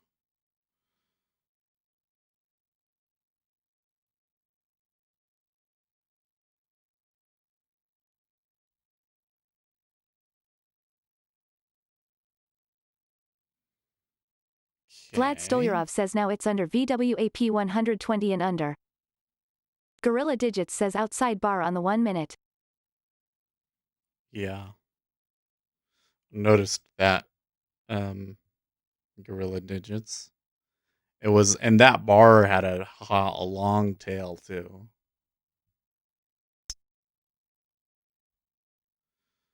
The problem is when you start getting outside bars, that's often an indication of new price discovery and doesn't necessarily give us a Vegetarius says strong lol. indication of what direction.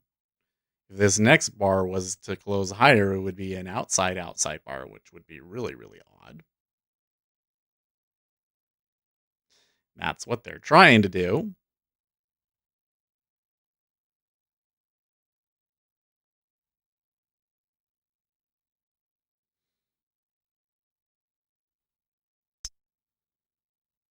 Now, I guess that's not going to happen. Juan Williams says Trump's plan to thwart democracy. Okay.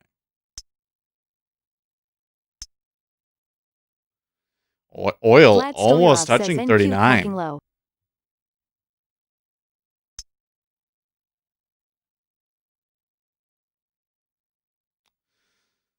Something's had to have happened. Oil slumps below $40 with Libyan supply set to pick up, says Forex Live.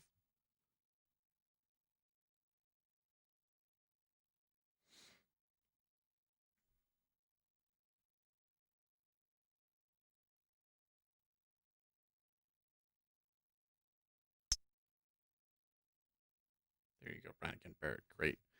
Great observation. It is crucial to understand the current market positioning as we head into the election 2020. Opportunity exists if consensus expectations don't happen. Market is pricing in a landslide win for Democrats, which will bring higher fiscal spending. These are the asymmetric trade opportunities. Correct. If you had a piece of information that gave you a high probability of predicting that the consensus expectation is not going to happen.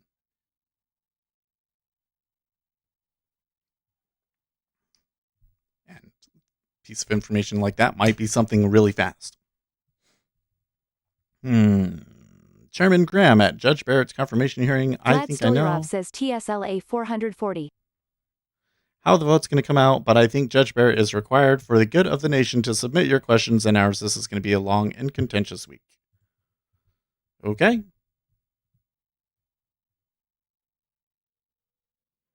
All right. They're thinking about going for that regular session low. They're thinking about it. He's like, oh, come on, why not? Why not? It's pretty chippy there, though.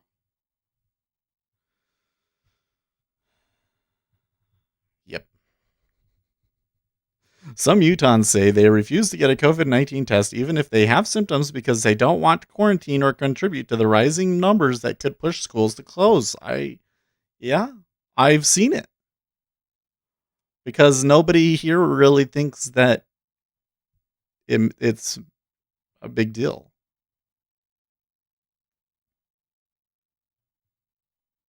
In fact, it's even like if you have symptoms, stay in your house, don't spread it, but don't get tested. I've been seeing people do that too, which you really should get tested if you've got symptoms and it gets bad. But it's turned into nobody, like there's a social. So the thing that I find really interesting about Donald Trump is that they've kind of tried to create a stigma around catching it. You're a bad person because you caught it. You know what I mean? And then even after you've caught it, like it should be like after you've caught it, oh, you're immune, like that's good. But they're even trying to shame you even after you've caught it. Rabobank and Epic flop. The World Health Organization no longer supports lockdowns because they make poor people poorer. Well, okay, yeah. You know, that's another good point. Is to the thing that Uzi was talking about earlier about the World Health Organization's flipping on that. If they're not necessarily even saying don't do it because it doesn't help. They're saying don't do it because it hurts the poor so much. So you kind of factor that in too. So here we're getting another shooting star kind of. So that first bar, when we said it was an outside bar, it started as a shooting star, but then in the end it ended up just being an outside bar with down. This last bar, they tried to make a buy, and that also ended up being a shooting star. So you're getting a lot of wicks on the upside.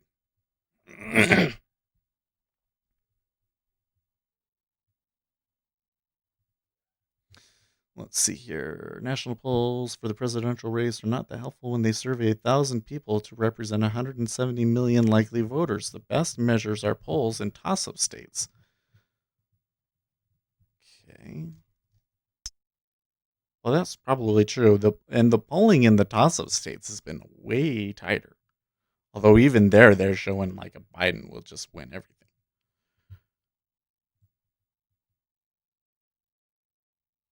The Republicans are giving the Democrats a great deal of time, which is not mandated, to make their self-serving statements relative to our great new future Supreme Court justice. Personally, I would pull back, approve, and just go for stimulus for the people! Exclamation point, exclamation point, exclamation point. He really wants to pump the market with that stimulus, but it doesn't change a thing.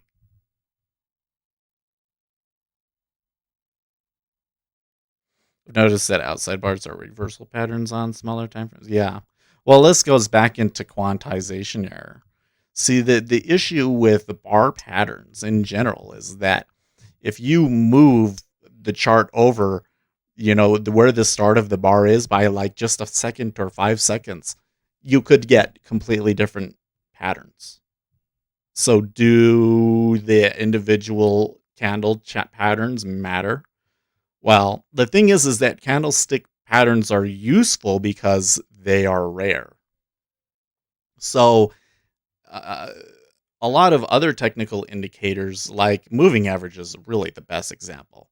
There's a threshold issue where that point at which you decide, okay, now it's moved enough over this line for me to take a trade. And then they cross that line like a trillion times. And so your algorithm has a hard time knowing which way to go. But if you got a candlestick pattern, you have like a isolated event at which you can sit down and say, okay, here is a thing that happened, and it's unlikely to happen again for a long, long time. And then I can look at the market conditions and try and decide what I want to do. So that's where I say I would be really careful about treating candlestick patterns as exclusively bullish or bearish, but just think of it as, especially that outside bar, that some price discovery is starting.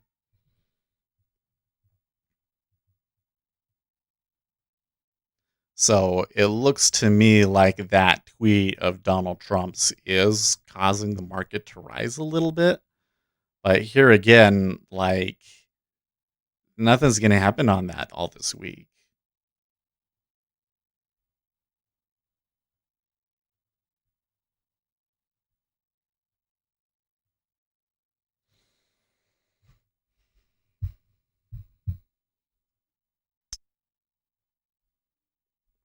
See, and here it is again. Okay, that time there was some clicking.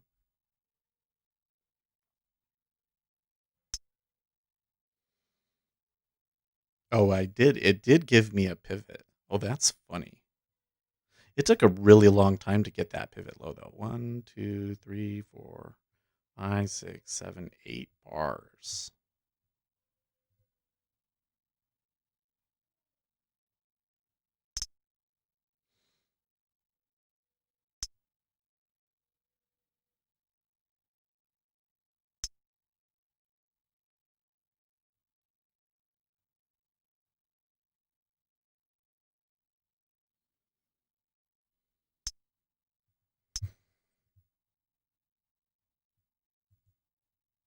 Gorilla Digits says for me it's more Hmm. about the levels they are violating rather than the specific pattern.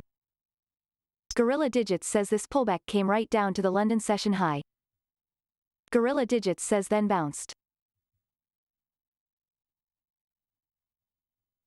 Okay.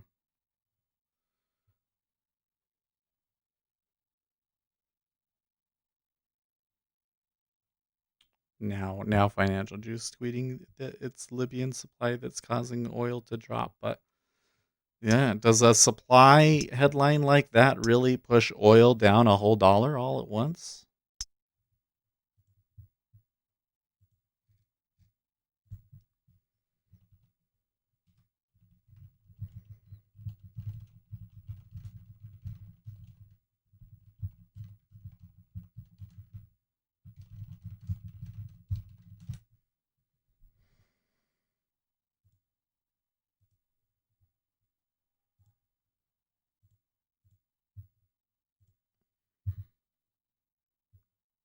Okay. So now you're getting it on the other side.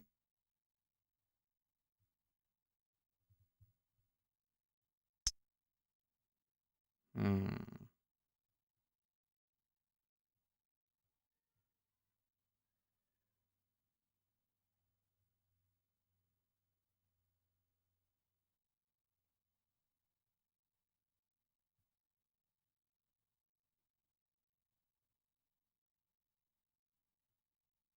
Number of big orders participating here seems to be significantly less.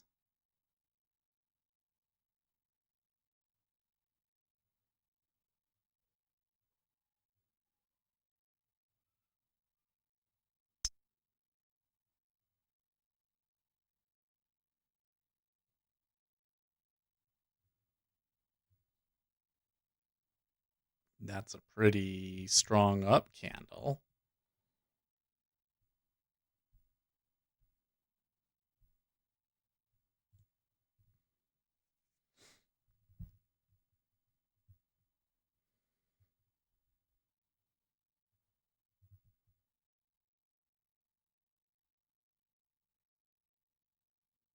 Probably somebody capitulating there.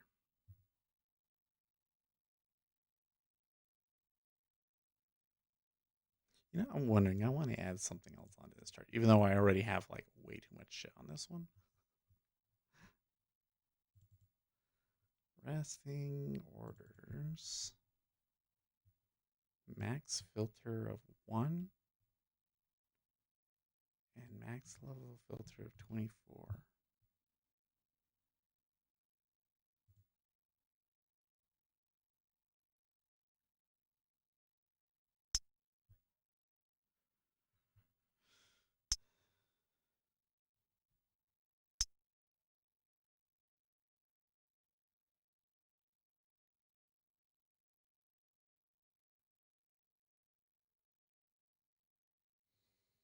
I don't know if that correctly ignores it though.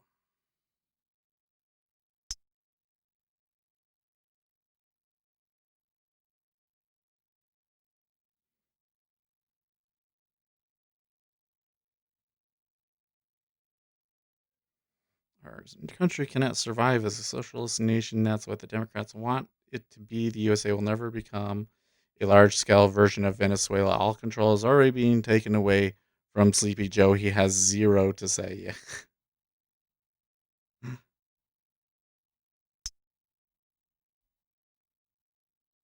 Okay, so a little bit of pushback at the open again, but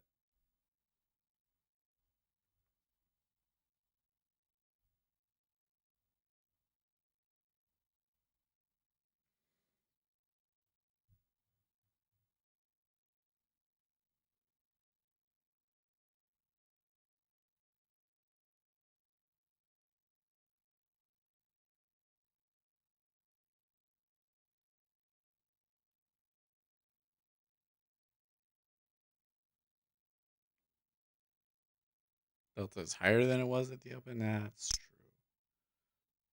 They are. Well, as soon as Donald Trump made that tweet, it's turned into buying overall, hasn't it?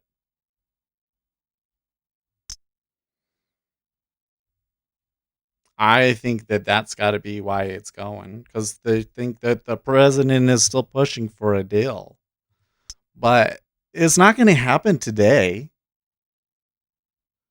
I suppose that they can just continue to live that out. Well, let's try a level break run here.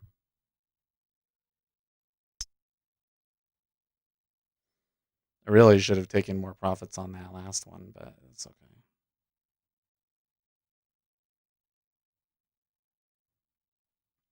I get, you know, been way too long and then I get lost in it, you know. I should have taken it. Huh. No stop run yet. I guess you're gonna have to come up to 3,500.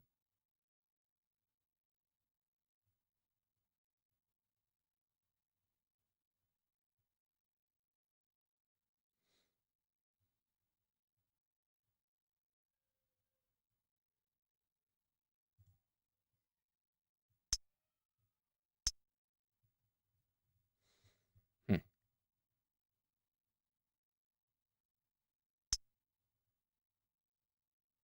Do have to question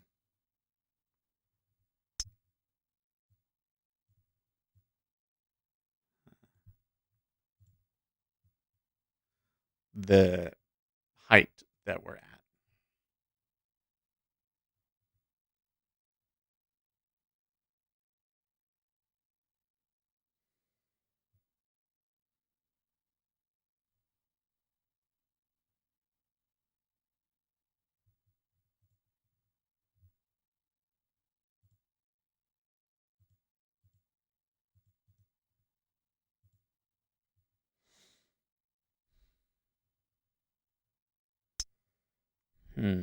Fear greed index on CNN has turned slightly greed again.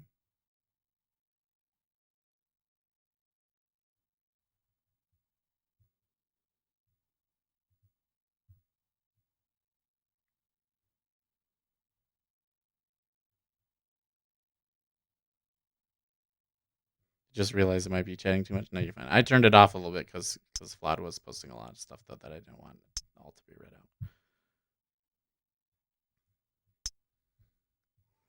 Well, I think you do know it. I think that the thing is just that you probably don't think that it's a big deal.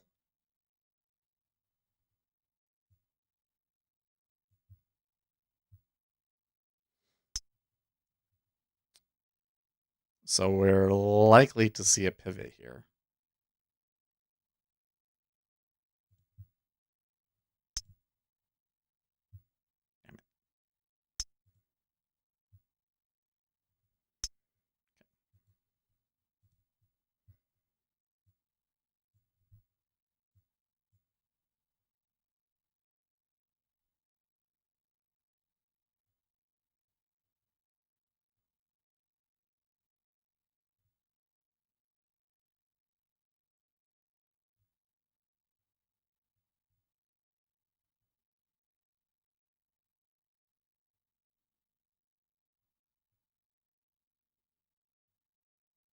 Does look like they ran out of steam here. Okay. Oh wow, it's really just so tight today with the positions.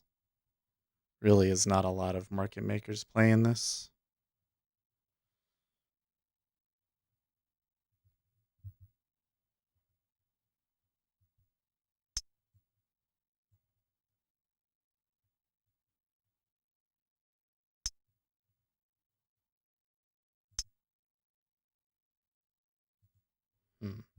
Wonder if Tradovate is moving. What are they moving their charts over to? I see them talking about moving the charts.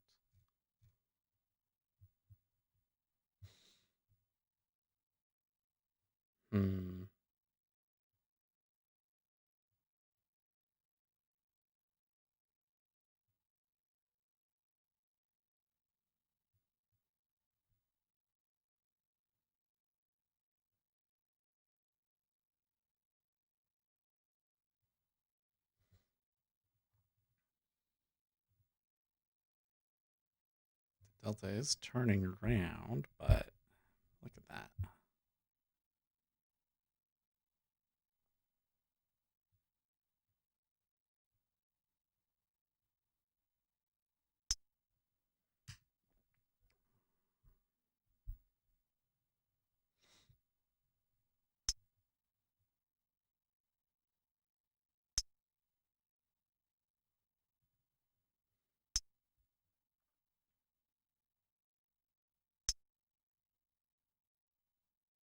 Okay.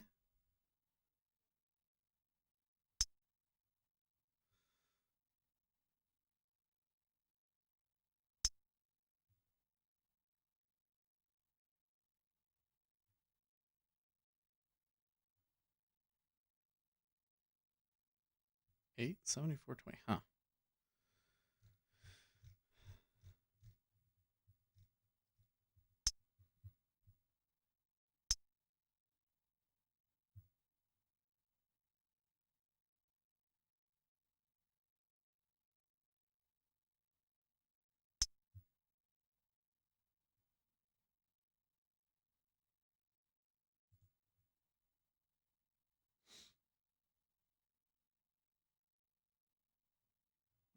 Well, I can try it. I'm really kind of just shooting in the dark here.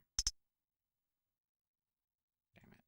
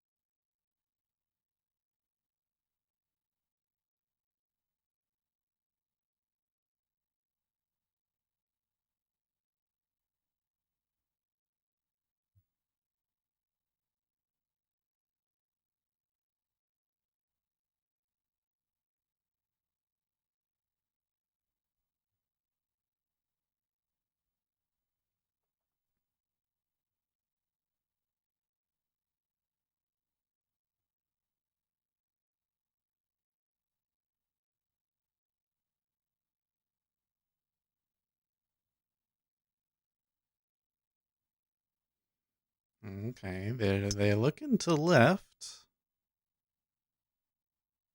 There's gonna be this 3,500. Now note that there's not like the massive liquidity that there was before. Actually, it looks like that massive liquidity came down from earlier. Okay, so there's a stop run, a bunch of people stopping out after they went through 3,500, especially in the micros, which is hilarious.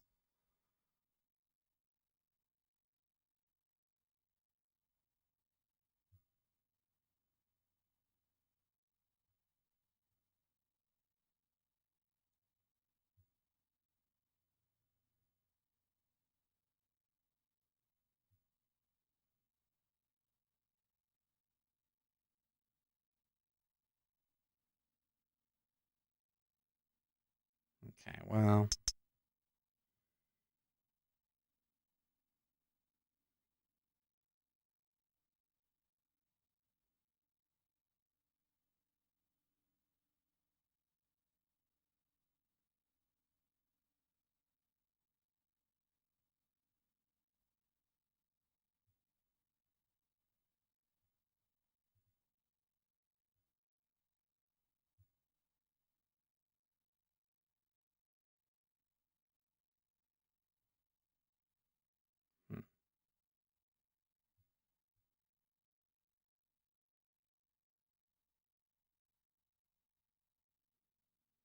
hmm, okay.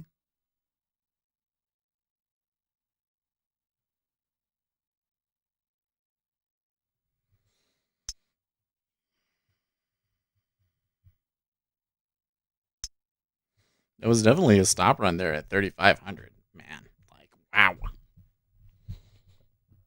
Now there is some liquidity showing up further up here.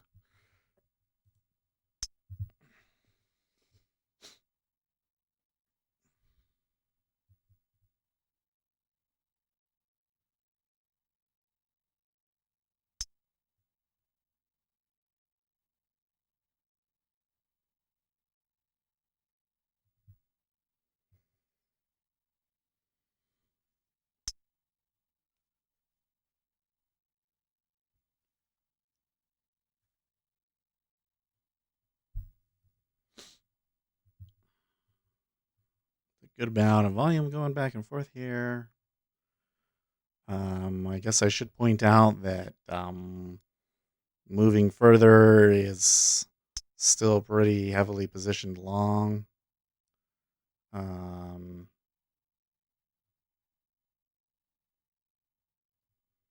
But the volume is coming through there. So there's the E-mini ticking into the high. Again, the micros went a tick further because of the stop run.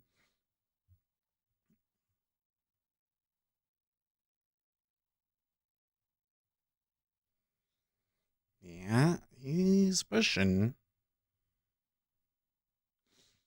Okay, so it went bid. There you go. Stop run. One contract off.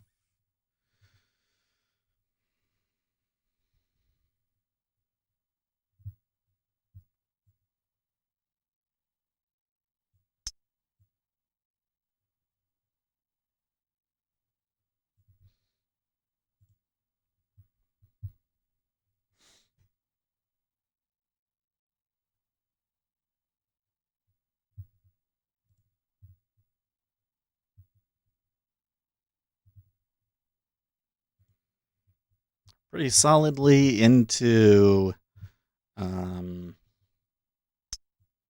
do we say?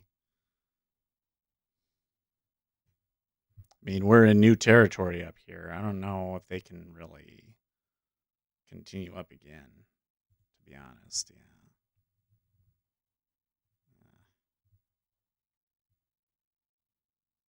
Why you gotta be so difficult?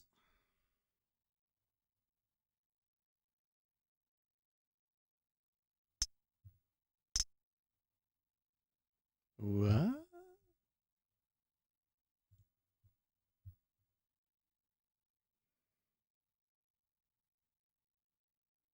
What was that? Ooh, look at that. Big old order show up at 3,500.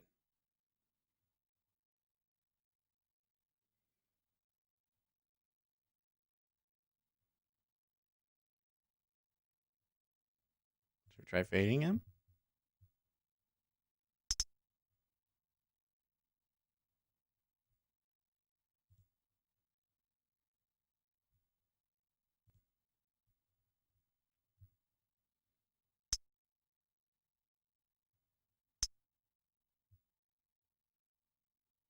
Oh, he pulled. He pulled.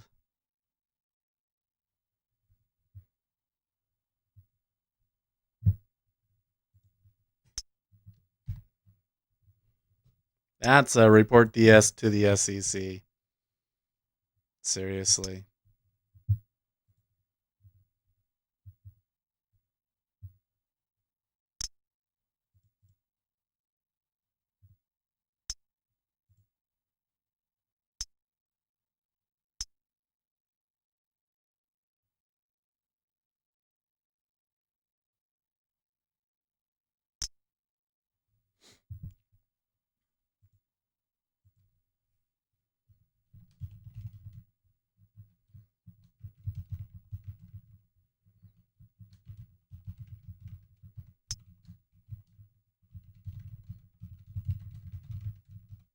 Does the SEC have a Twitter account?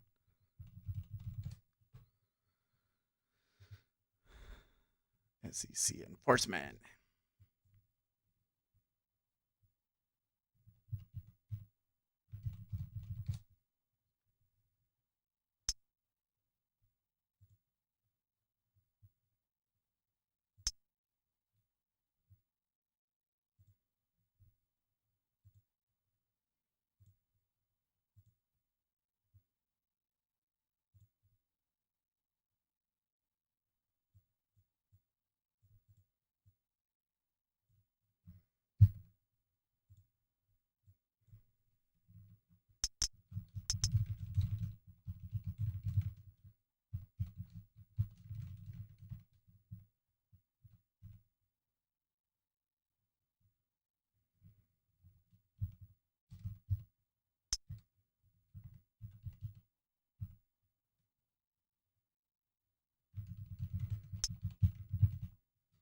Oops.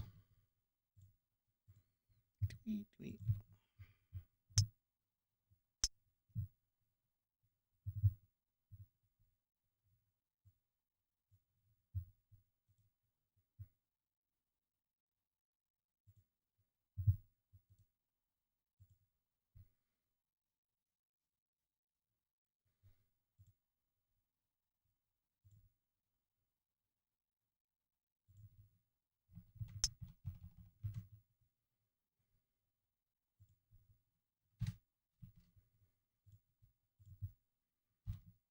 Total spoof. It was a total spoof, guys. So the clicking is size on the bid offer moving up and down. Yeah, it's large orders being placed and removed.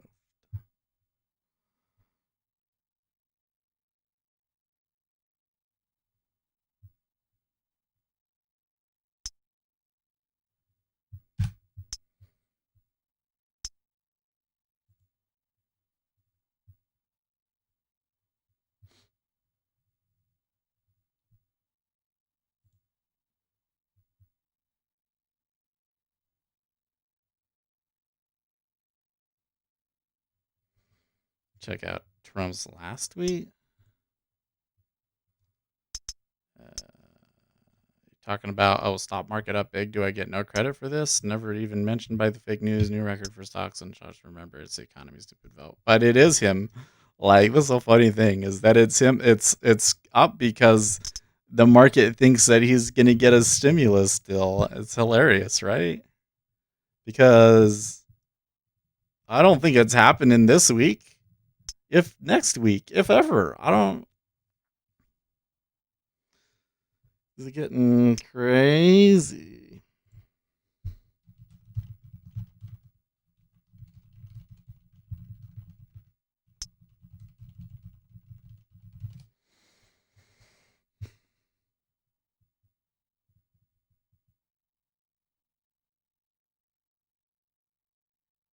Yeah, Ian agrees with me. I'm just like, the whole thing is kind of a little silly, isn't it?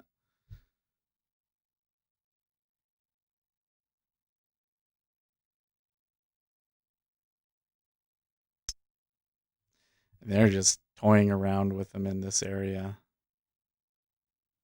Well,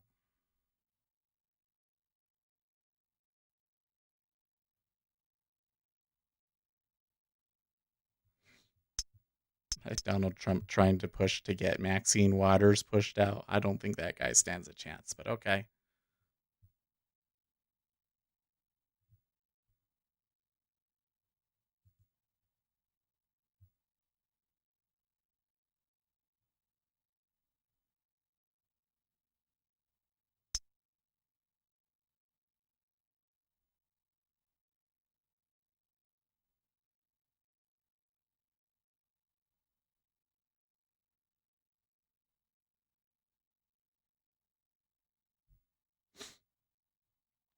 Think they'll go again?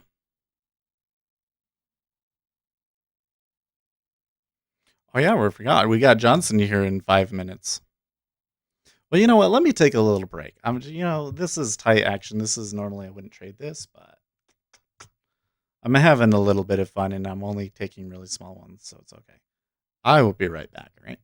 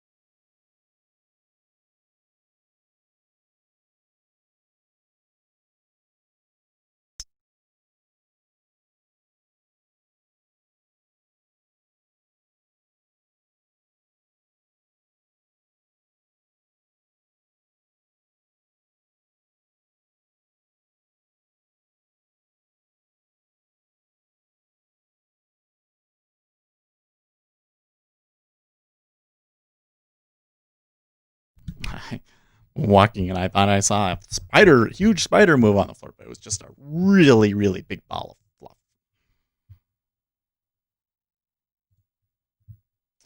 I really hate it when my little position window thing bugs out on me.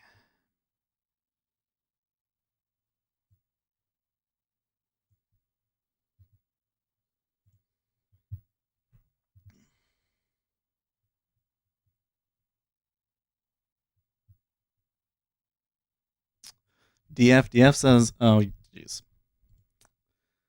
Oh, boy. Anyways.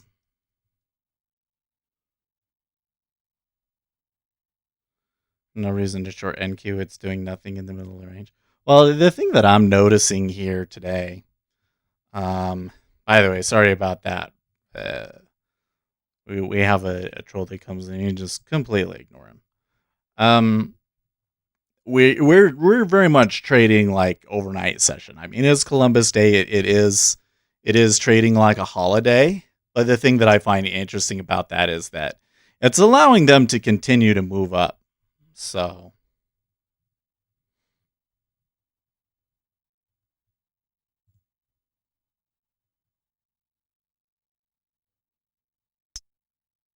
we'll see.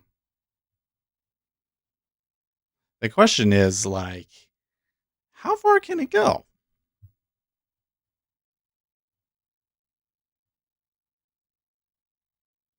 You're sure getting really deep pullbacks on it. Like the wicks on these candles is pretty.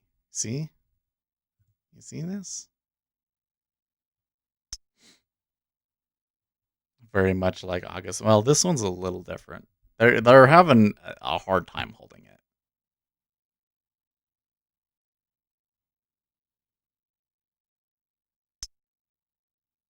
Seems like people are actively shorting it, perhaps, because you get those dumps.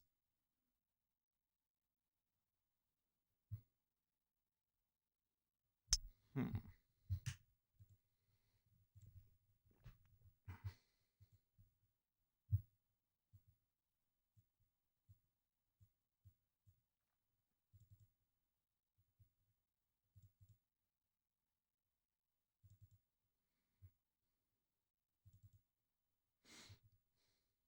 I was just looking. I did my little experiment over there.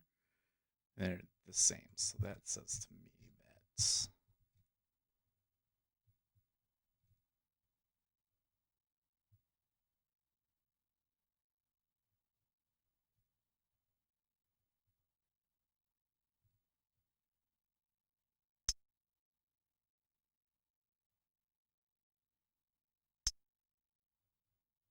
I think the way that I want this thing to work is a little different.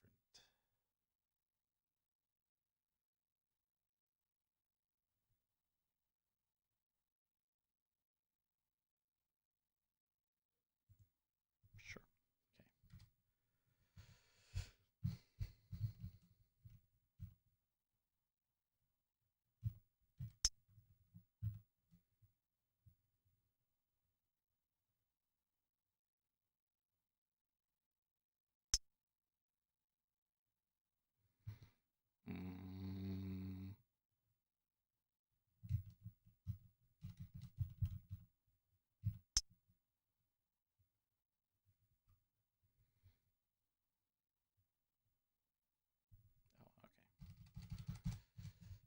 Min filter.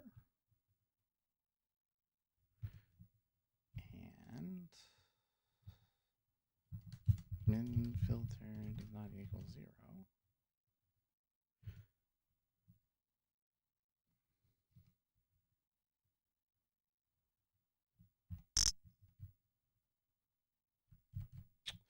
Why am I talking this out loud? You have no clue what I'm talking about over here. See, look, they're pushing it down again. See, like I bet you I can go short here.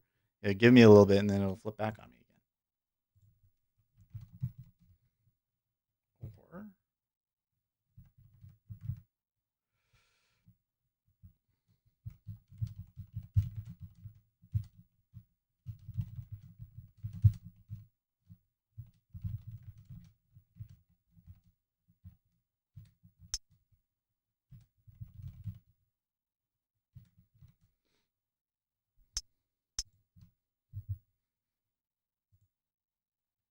Let's try that. UK wants to ban crypto derivatives? Really? Oh, Bitcoin's higher still. They did continue through a little bit overnight in cryptocurrencies. Refresh that. Okay.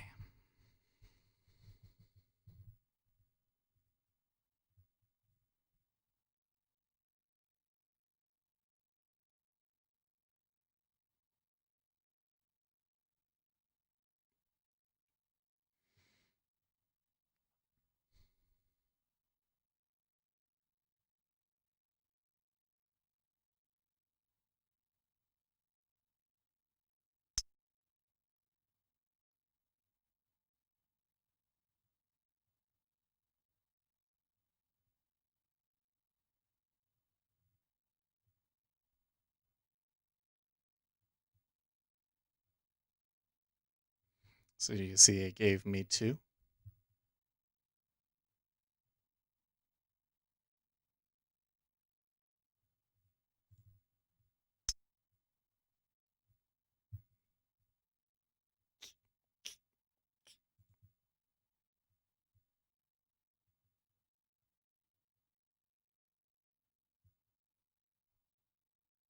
Super hard to short it here, though. They're going to have to come back at some point, but it's super hard to short it.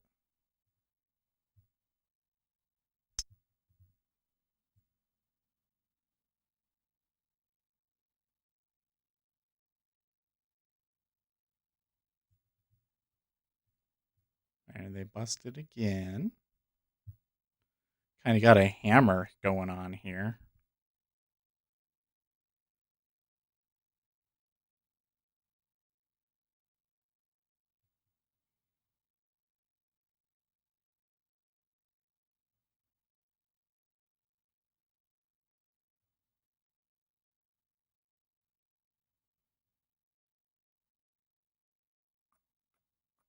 Hmm.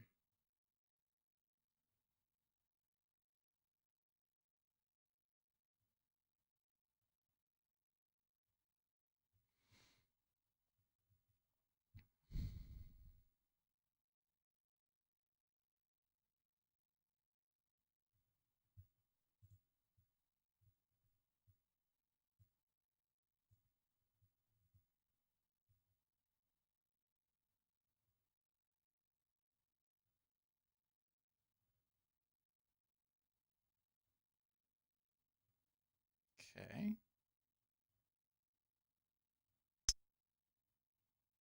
I mean, there's still a good amount of trade happening here on the futures, all things considered. Like, it's slow, but the numbers that I'm reading here aren't unusual. The Treasury has just been sitting here this whole time. For a long, long time, really.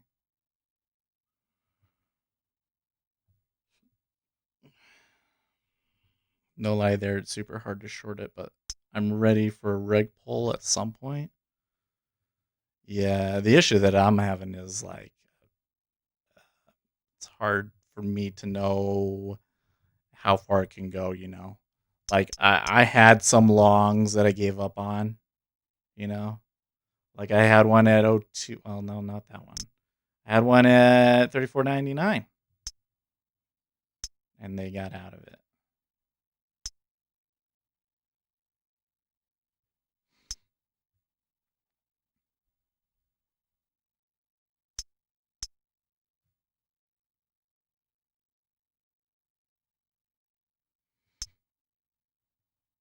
Don't tell me about other traders channels. Yeah, thank you.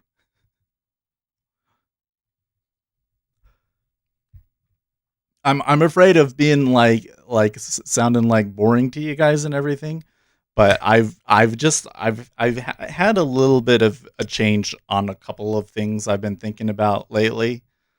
I want to be a little bit more serious, and one of those things is that we really absolutely no talking about other channels. So you do it again, I will put you in timeout. There they are pushing again.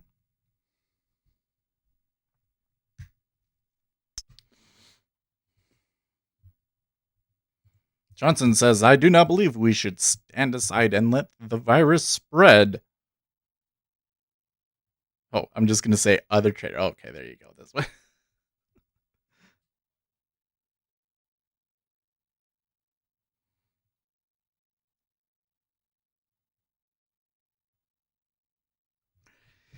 This is starting to get into crazy territory, don't you think?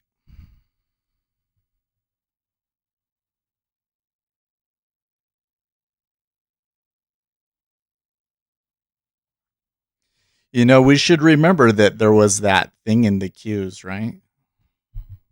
There was that big trade in the queues. QQQ. An options trade. Y'all focus a lot on small news? Well, I'm just kind of sharing it with you. That piece of news doesn't sound very important, does it? I'm kind of keeping an eye on that one because that's something that could turn into something bigger, you know? I think, though, that what the actual plan is going to be has already been leaked, so that one's probably not. Okay, so David says, in my opinion, block out most news sources and follow your process. I 100% am, the ad is the opposite of how I trade. 100% the opposite of how I trade. My opinion is that you're unlikely to find any consistent with technical strategies. I am like anti-technical analysis. You go and you look at, so I have a video out today about moving averages. Kind of show you some stats about moving averages. It tells you some things about the way that people like to use moving averages that are not true. Worth watching. I want to trade when I have an asymmetrical information advantage, which means I know something about news. Typically, it's news. I know something about what's going on in the market that not everybody does, especially if it's like a really important piece of information and people have disagreeing views on it. That's when I really, really want to go in.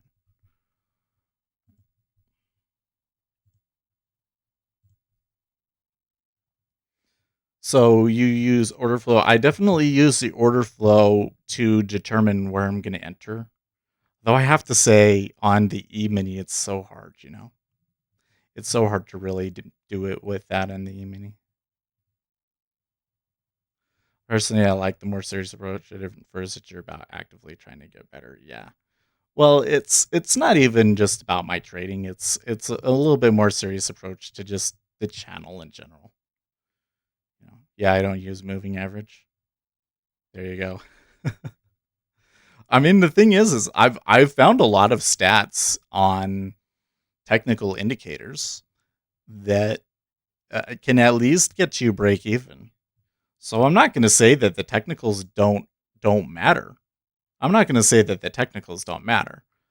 But what I am saying is that if your strategy is 100% technical analysis, it's extremely difficult. I'm going to say it's extremely difficult to develop consistency. Softbank reconsidering infamous gamma squeeze options strategy. When did they post that? That was on the 11th. That was yesterday. Price action is king. Well, I would maybe agree with you if you could really nail down what price action is. I tell you what, because here's the thing. Yeah, I'm a levels trader. Well, okay. If you could nail down for me what price action is, like really specifically, I would love to backtest it. But the issue that I get into whenever I look at what most people consider to be price action is it's actually a lot of really vague rules that you can kind of read any way that you want, and that I could go in and I could automate it, and I'd say, okay, here's price action. Here you can see that it doesn't work. And everybody would say, no, you're doing it wrong because this one and this one. And then you find out that they all view it differently because the rules aren't quantitative. You got what I mean? To me, price action is like technical analysis without a chart, but avoiding quantitative measures so that you can't prove it wrong. And you would never see somebody come out and say, okay, when this thing is this number and this thing is this number, and then go short. I don't think you ever see somebody selling a strategy like that, because you can automate it, and then somebody will go and automate it and show that it doesn't work.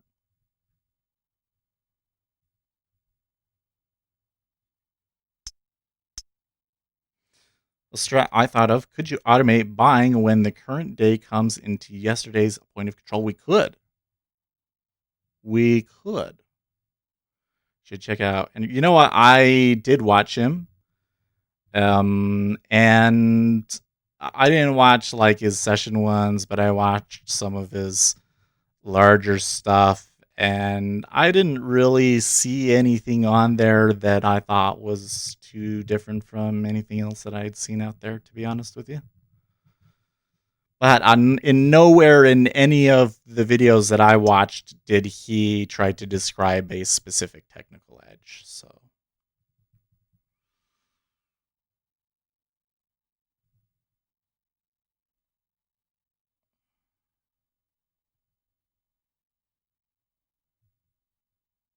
he is the originator of what? Of price action?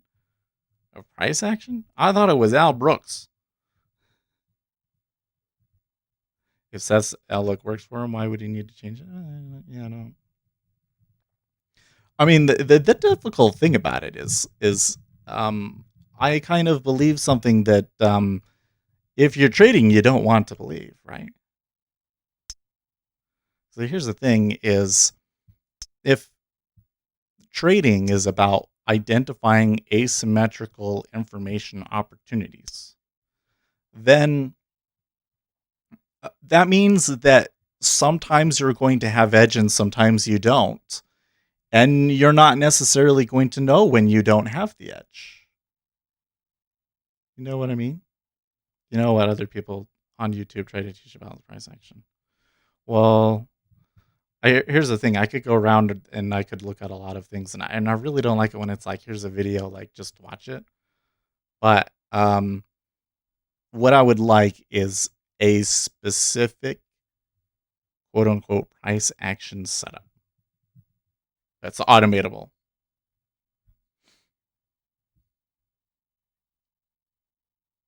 Because I'm trading loan. Yeah, well, trading loan is a good way to do it. If you are 50-60% win rate with positive risk reward, that's how you make. Well, that's true, but the problem there is that you don't have control over the win rate, right? You can control your risk, you can't control win rate. And so you might think that theoretically you're supposed to be able to get a 50-60% win rate, but in reality you don't. The thing is when I was trading in the summer, where one of the technical edges that I'm using gives you a really big advantage, I was hitting 60% winners with winners double my losers. But now it hasn't been working quite that way. I suppose I could have gone long at one point. As soon as Donald Trump started tweeting about that thing, I could have gone long. I had a couple of things that tell me to go long. In fact, I did take a long. I bought it. I didn't stay in it. Because the issue that we have here is that the edge is how much money is going to come to the market. I don't have an edge in that instance. I've been trading it on Sim, but I really don't believe I have an edge in this particular market. But anyways, back to the point. Just because I really want to do it. So one of the things that happened, for instance, was people were like, "Oh, try Pat's system because he has a real system, right?" So I went and I read it, and the first thing that stood out to me was that he was taking twice as much risk as reward. But then the other thing was that all of the things that he was talking about were We're like heuristics.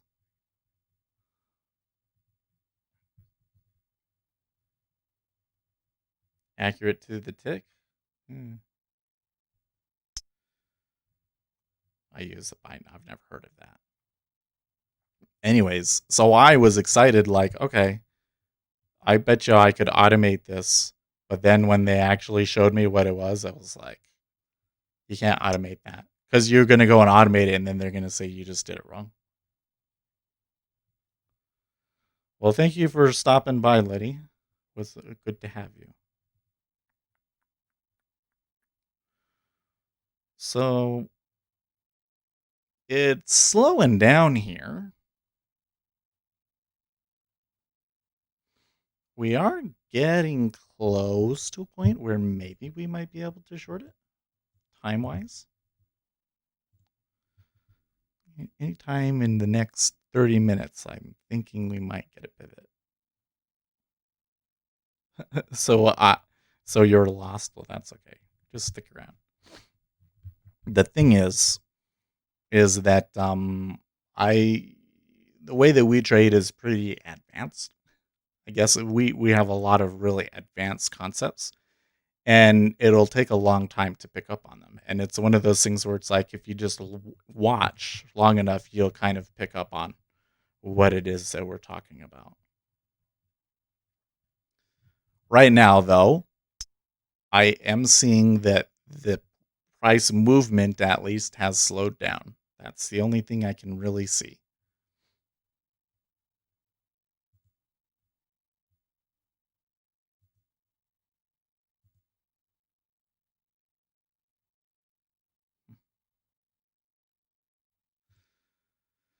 So,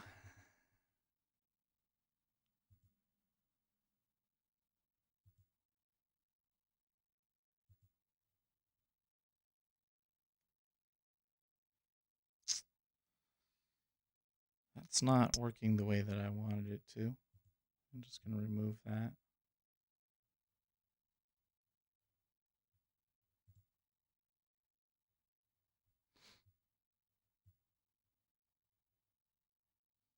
NASDAQ is looking somewhat strong on that last move, so it does kind of make me think that we got a Softbank trade going on here.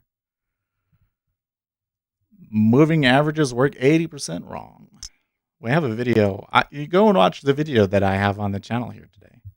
We should have shared that earlier. Let's go grab that. Post it on Reddit. Oh, it's already got 23 views. Good deal.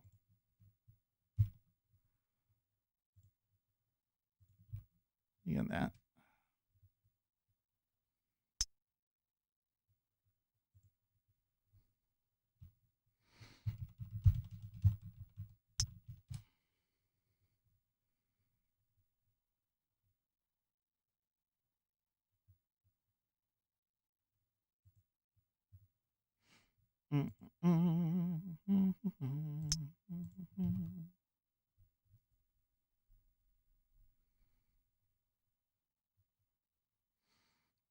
They're going for it, man.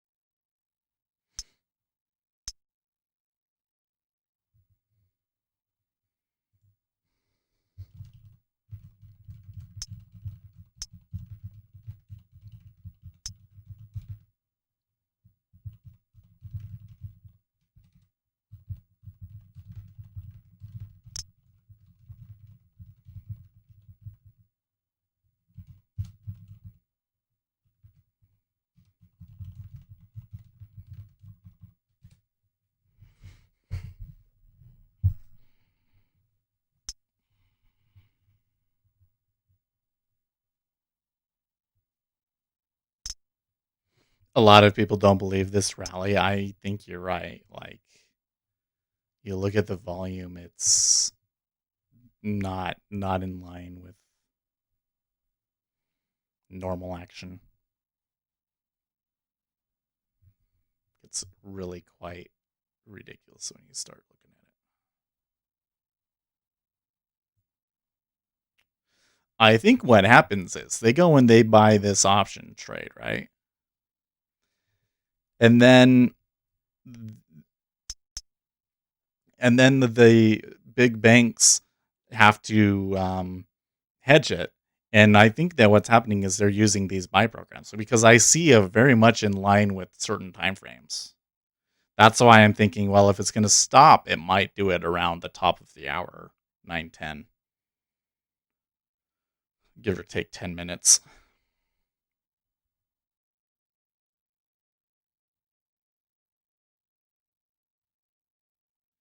The bottom of this, though, was a Trump tweet. There was that Trump tweet where he was saying, like, give us more stimulus. And it's like, okay. On the other hand, this is still slow. See Chewy's like going hardcore short. I mean, I'm kind of looking for something that will really give me a good... I would very much prefer to go short, to be honest with you. But I'm looking for something that's really gonna have to, well, for starters, I think that it would have to be like one of these. Actually, it should be a stop limit. We could maybe stick one of these out there. But we're going to have to see something on the upside here to really give us a good idea that it's going to stop, right? 35.16 would probably find its seller, if not now. Well, there is some size at 35.09. I'm with you on waiting for the short. Yeah.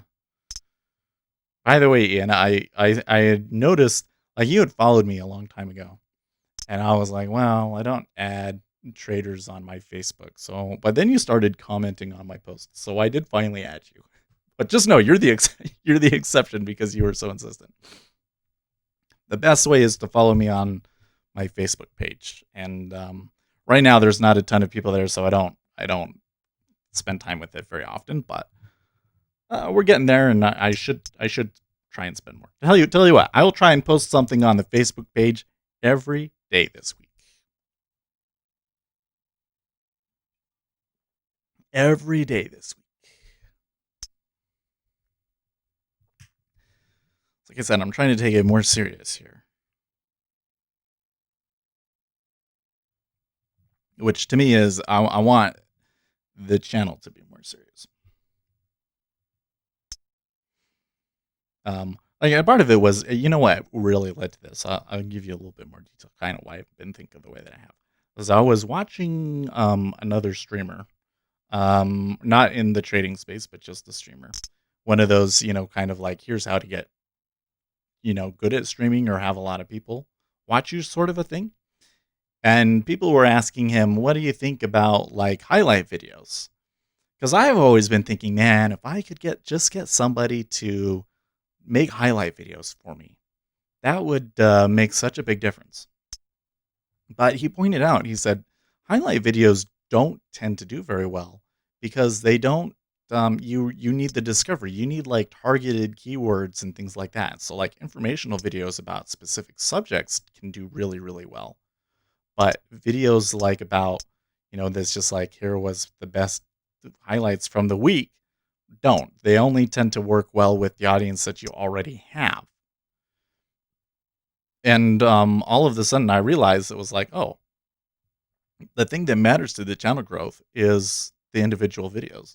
So if we want to build the community, I should focus on that. And what I do in the live stream isn't really that important. So I was always thinking, well, I want to be nice and want to have this and that. But now I'm realizing that it's like, oh, no. I can just run it any way that I want, and it will work.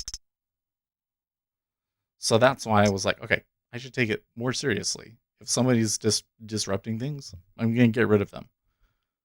So that I don't have any distractions, not go as deep into politics unless it's really, really pertinent, because it's not about trying to attract people. That's not how we do it. It's going to come from the other videos. So that's why I'm thinking a little more seriously. And then that's when I was like, yeah, and we should, if we really want to do the best for the channel, because here's the thing, there's a lot of things that I really want to do, that I really want to put more time into, and I just don't have the resources. So I feel like I owe it to you guys to try a little harder on that front so that we can have the resources to do those things. Getting into an interesting zone. Well, and that 35.10 is an interesting spot for sure. They're definitely, remember I said it's like it slowed down and then they broke out, and it was pretty aggressive there on that upside. But okay, now I'm seeing something.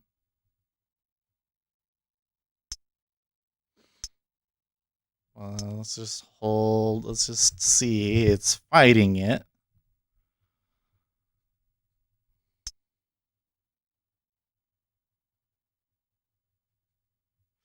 Did we have, where was our targets for the day?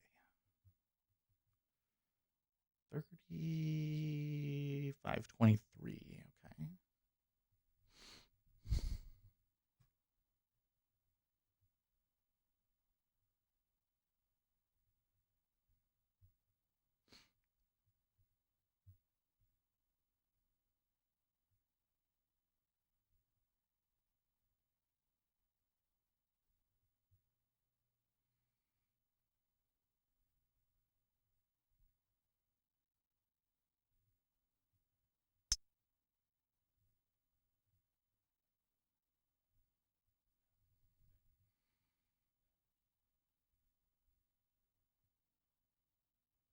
Okay.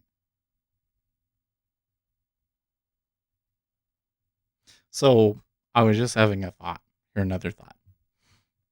Say you're a really big trader, okay? And say you're one of those guys, you're a market maker, you can move the market wherever you want to. And you see a bunch of small traders, not your big traders, but a bunch of small retail traders, inexplicably out of nowhere, all go long. What would you do? Tell me, what do you think? What would you do in that situation? Because I'm thinking, it seems to me that when a lot of small guys get all in one way, that price will go the other direction. Isn't that the case? What do you think? Well, they're kind of still just cruising around here.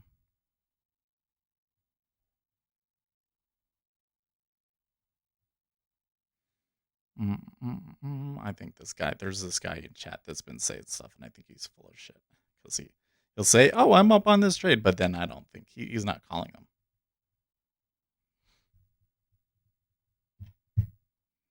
All right. I'm going to keep trying it.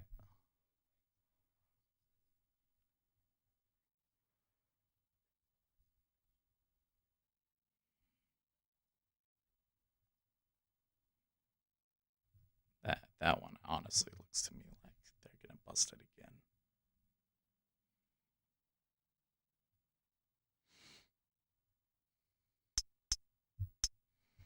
So then I'm thinking, if that really is the case, that if a bunch of small traders went into a trade, big trader would probably try and move it against them, then why, when we see a big trader get in on something, does everybody decide to go along with him?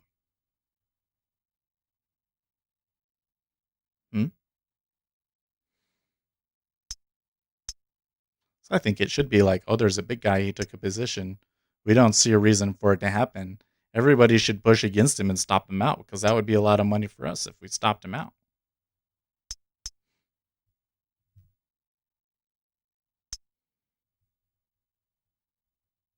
Just a thought. Random theory. So there's a lot of liquidity up there.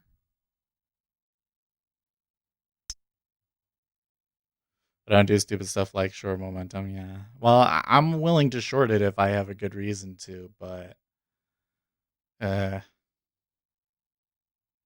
I really have a good reason to short it today? But I've been pretty even on buys and sells, actually. Which kind of says to you, and a lot of this is feeling out the liquidity. I never took my trade in the 10-year. The one that really mattered. The one that my trade didn't happen, and so I just haven't touched it.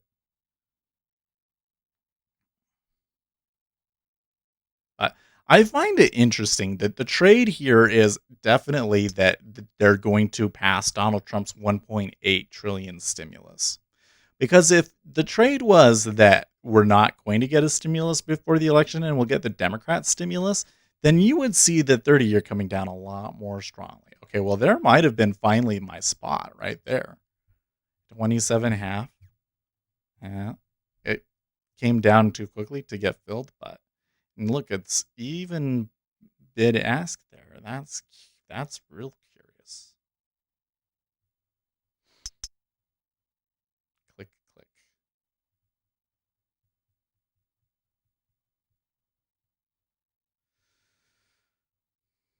Didn't they raise margins on brokers? I got a notification that they had increased the margin on overnight.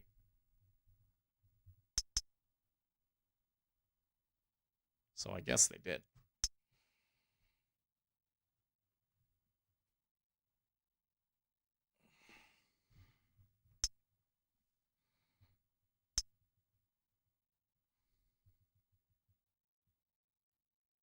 He's going to lift it again, isn't he?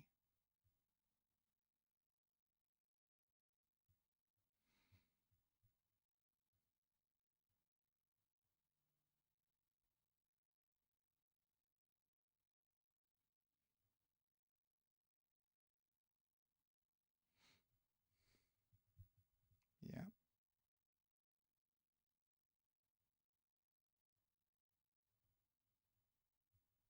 Look at how much they're buying into it.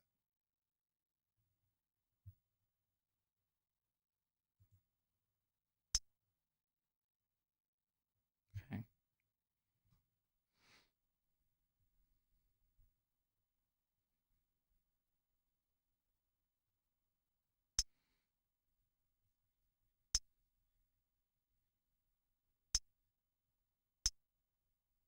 Hmm.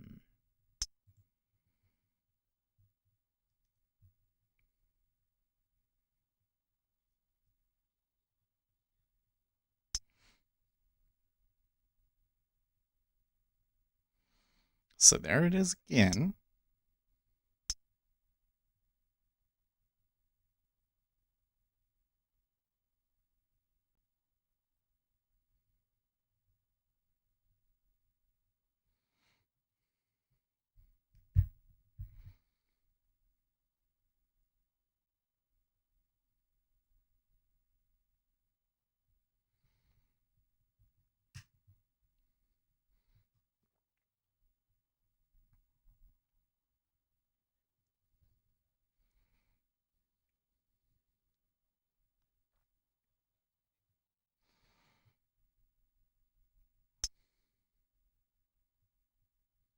Somebody was retweeting that Donald Trump saying the stock market is up big, saying, well, crap, party is going to come to an end.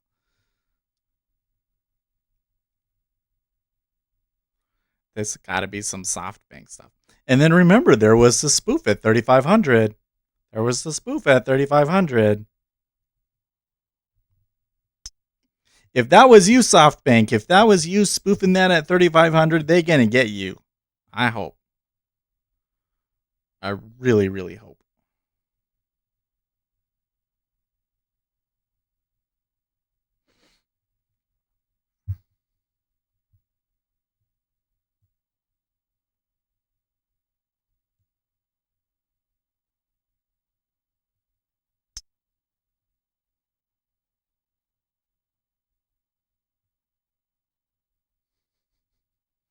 Thought of a good TikTok we can make today. Could make a good TikTok today.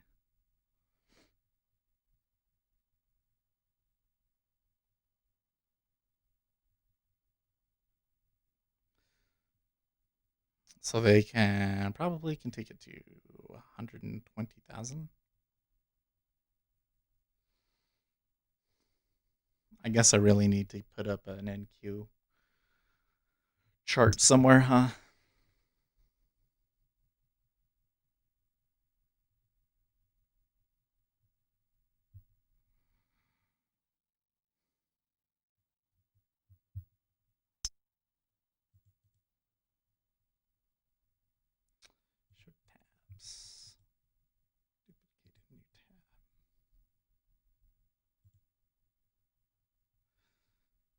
NQ. Okay. There, you got an NQ. Oh, yeah. Oh, they're very close to 1200. I see. I see how that would maybe be a spot. Now, where was... Let me go back. Let's see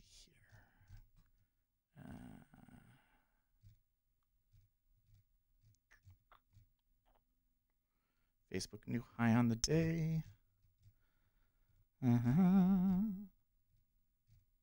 man, how come I'm not seeing zero hedge tweets? I'm going like, wait, okay, there's one right there. It was zero hedge that tweeted it, right?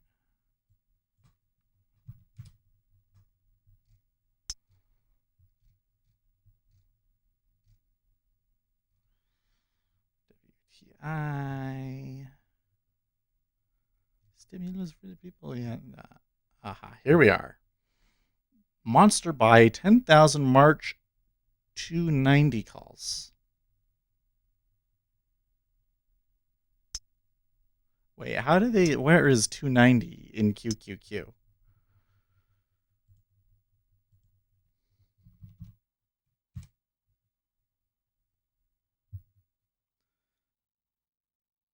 Oh, we're already above 290. It wasn't out of the money. It was pretty close to where we were. Well.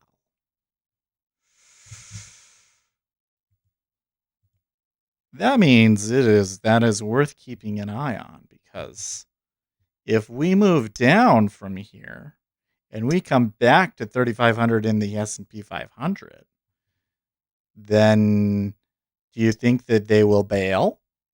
By the way, that I never got filled. Ah.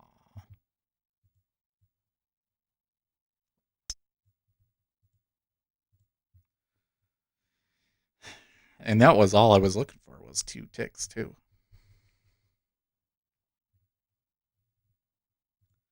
Well, I'll try one more thing.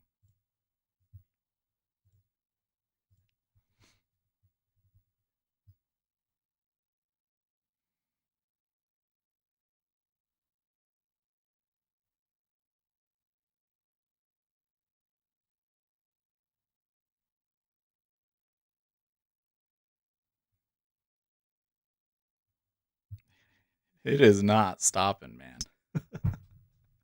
It is not stopping.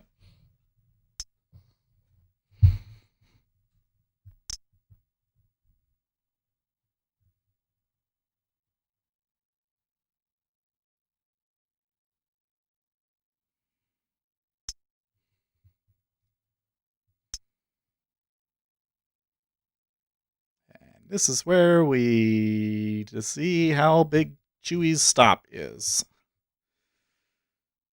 News comes out randomly. That's true. So there's 35.15.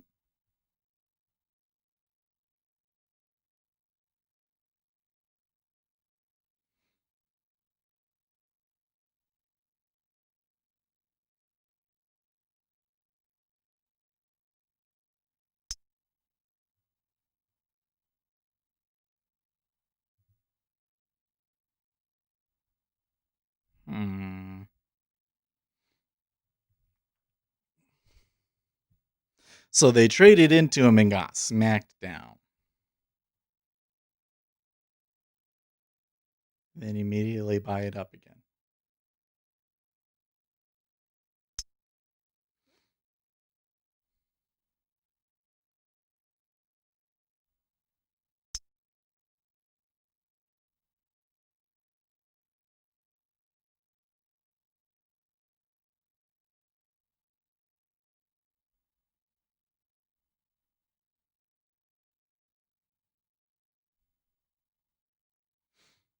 Huh.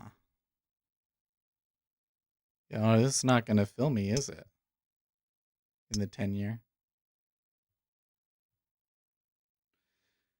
The sell?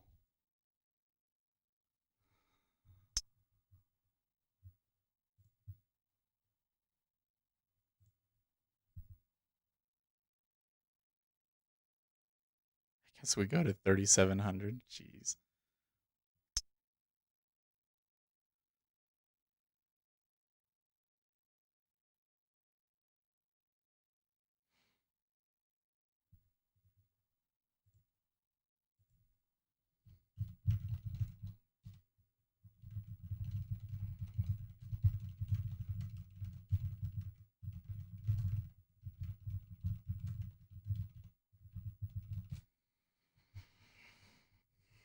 So this trade here in the E-mini, it's kind of interesting because then there was no way to get filled at any of these prices. Now at 26 half, the offer is getting filled.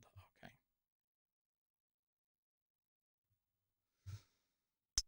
And yeah, things looking pretty cray-cray. Pretty cray-cray. I have a couple of things suggesting to me that we should turn down, but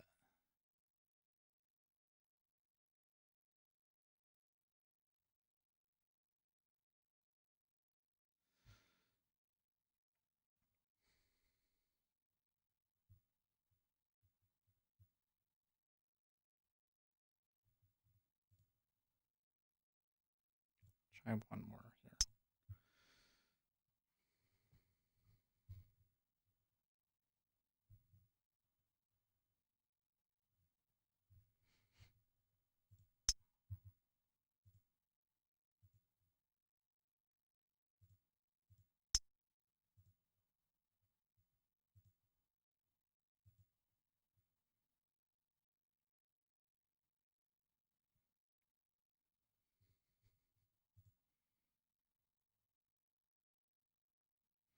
The White House couldn't be more detached from Senate Republicans. Republicans have argued that they want to focus on the Supreme Court and want nothing to do with the stimulus.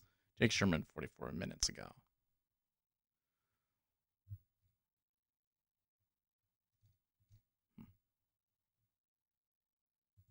Market believes Donald Trump. Think? Maybe. They are going to turn on me there, aren't they?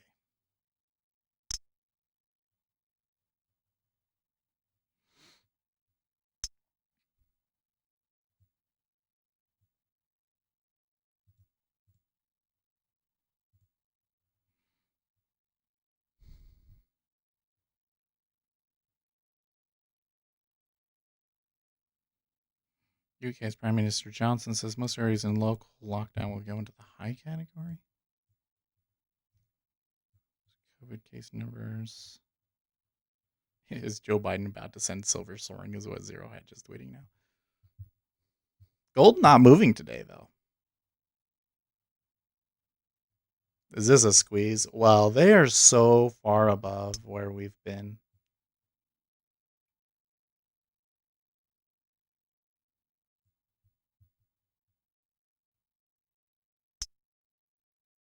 And look, they're just ignoring everything.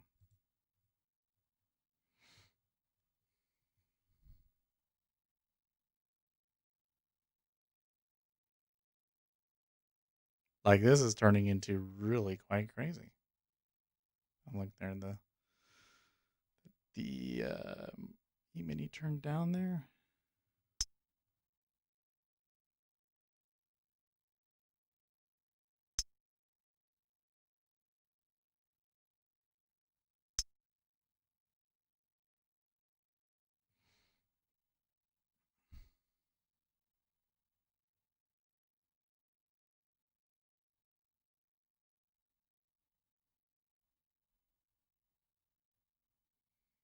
This isn't over.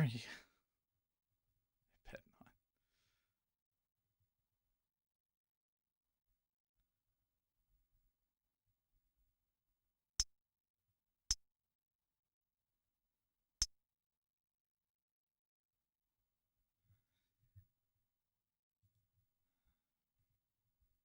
When you got something going on like that and nobody's fighting it, like, what's going to stop it? You know what I mean?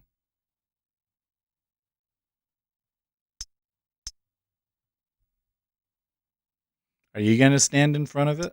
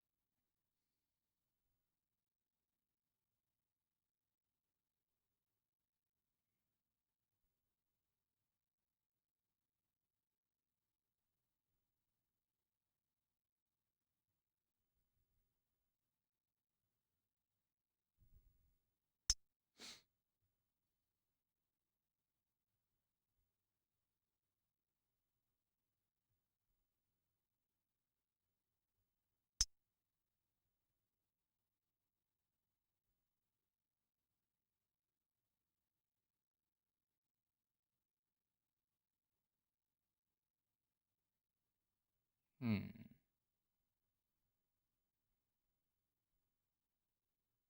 of holding there at 1725.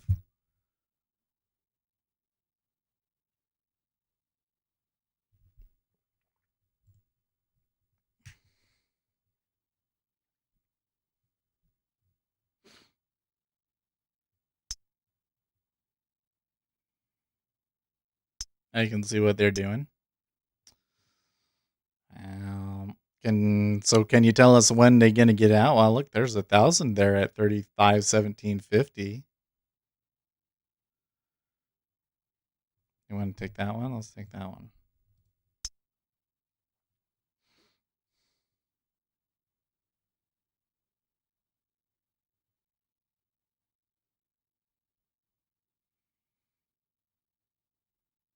VIX didn't drop. Oh, let's look at that. Oh yeah, VIX is about flat this whole time, in fact. Oh, that's really interesting. That it's just flat.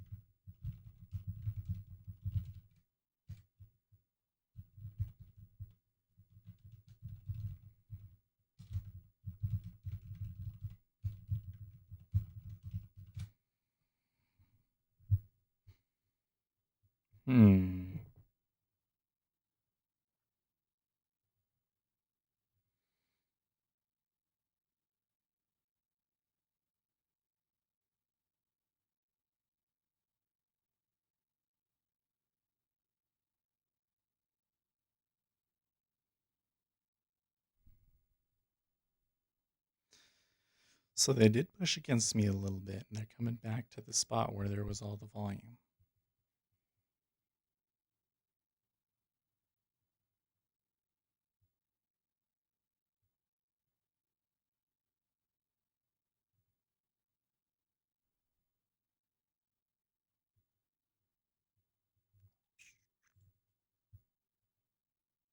Looks like they want to go again, huh?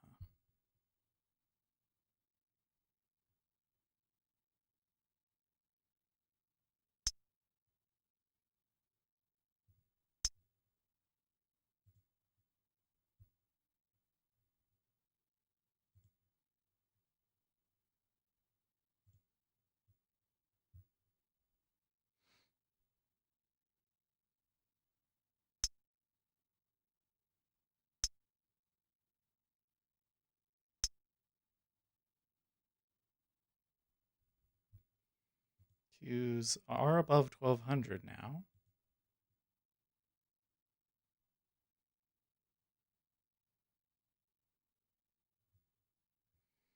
VWAP is way below us. Yeah. Well, like the E-mini, it's like 3502 for the regular session. It's pretty crazy right here.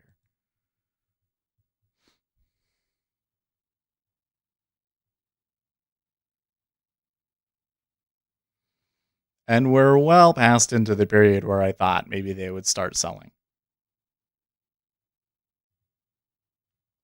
Why don't you have the pit session market in ZN? What do you mean? Oh no, I do it the extended session. So the thing is that I have not found the behavior and the volume in the treasuries to change all that much when the pit session starts, if I'm honest with you.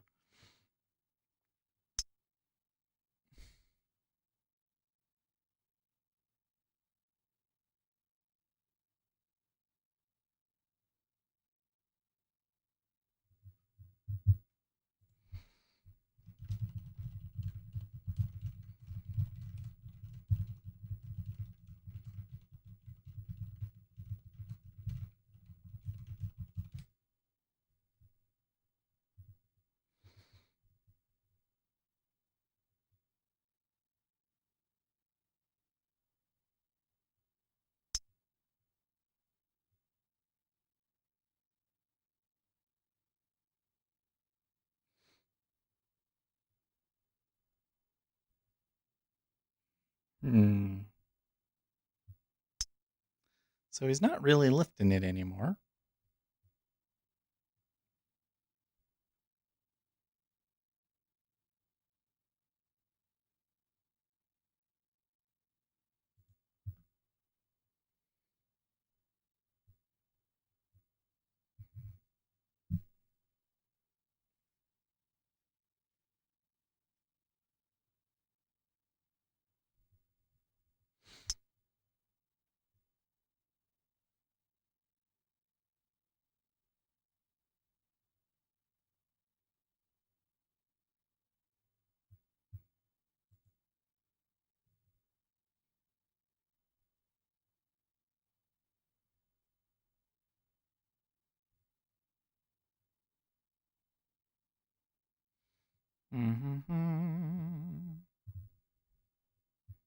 Okay.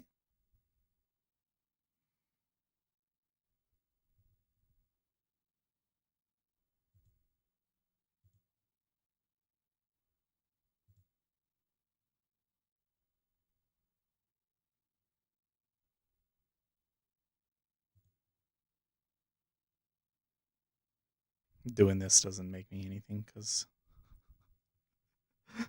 of the spread and everything, but transaction costs rather. If I can get there, I could. That'll help.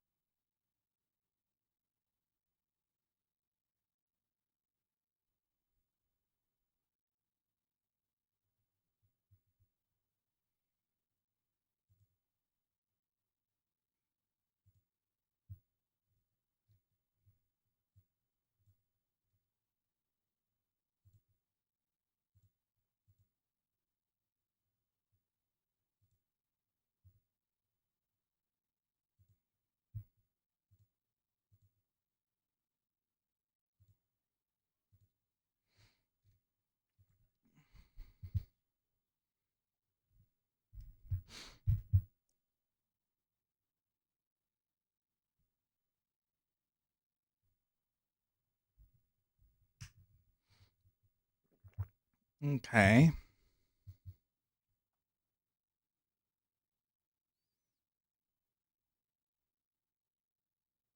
I need that rug pull.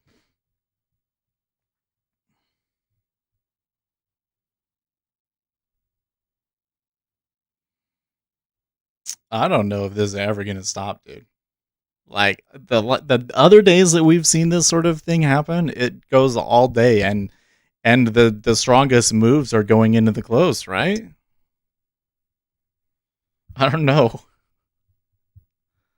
It's all seems kind of silly, doesn't it?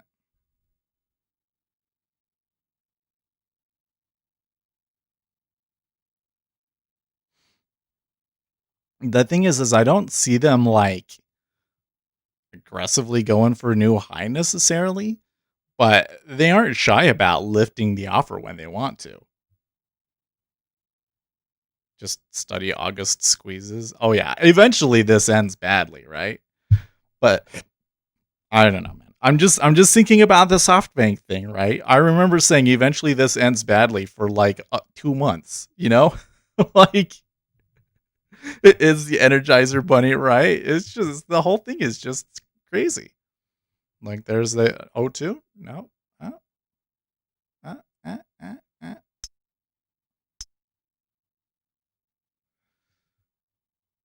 Crazy thing is that the 30 years is still not really pushing down.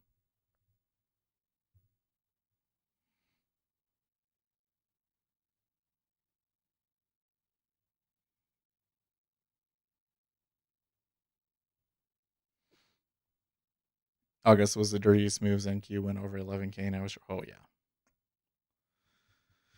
No, I remember.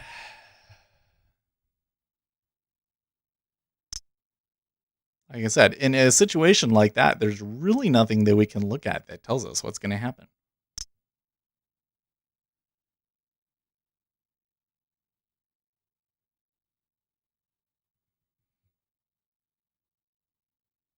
You get so far beyond people's positioning. I think lots of people came in today with a bearish mentality after all this stimulus stuff, and they're getting reamed. Yeah. Oh, dude, Ian, you're totally right. I mean, I did. I was saying, well, but the thing was, I was saying I'm bearish, but I would rather take it in the 30-year. And that wasn't a bad trade necessarily. If we had caught it at 27, 28, 27 and a half, then we would have been great. But oh dear.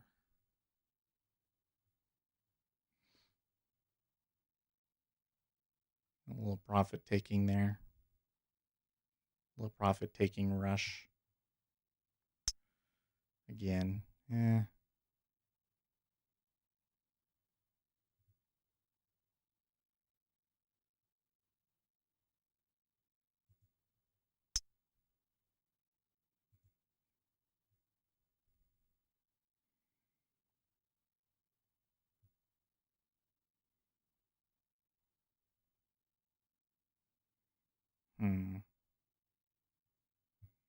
See, there's some longs taking profits off of that for sure. Oh, look at that. 698 at 35.18.25. All right.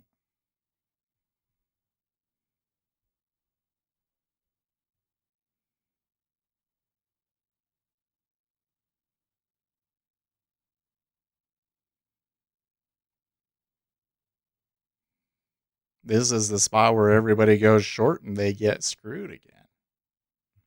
I don't know. It might be done for a while, to be honest.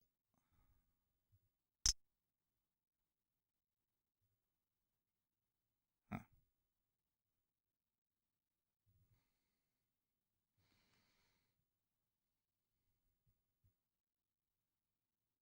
It's like clockwork.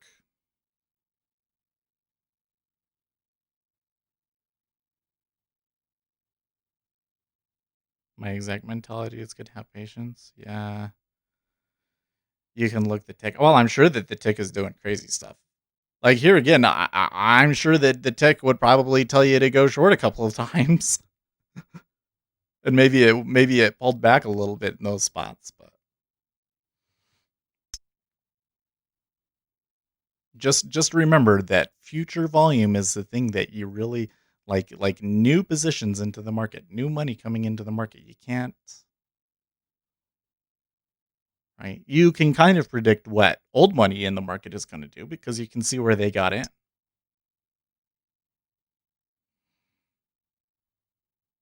But new money? Mm-mm.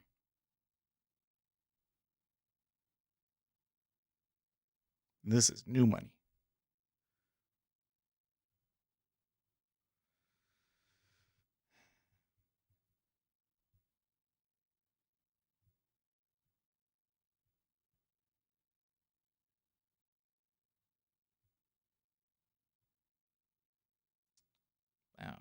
Financial Juice is talking about bill auctions. I'm like, I don't have that on my calendar. What? Well, I tell you what, I got to get going, so I'm gonna take that. That puts our E-mini trades up overall, but wasn't good trading. I'm gonna wait and see what happens on the treasuries there. So yeah, today's titles is Softbank at it again. That's what today's title is gonna be. Softbank at it again. I think, now here's the thing is that from a technical perspective, SoftBank's trade going long here is, if that's really what's going on, I think is a good trade because people are still very bearish and short, and we're in a spot where they should be able to go short.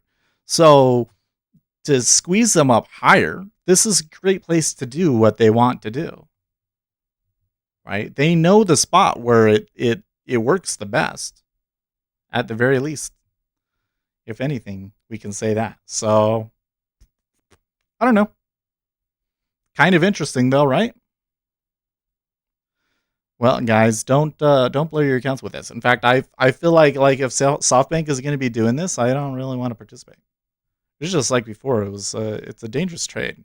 Even at the end of the session, 37 viewers. That's amazing. So, if you guys enjoy this content, make sure you give us a like. We got 20 likes today, which is amazing. You're so great. And yeah, by the way, I have that video. Let's I'll give you that link again.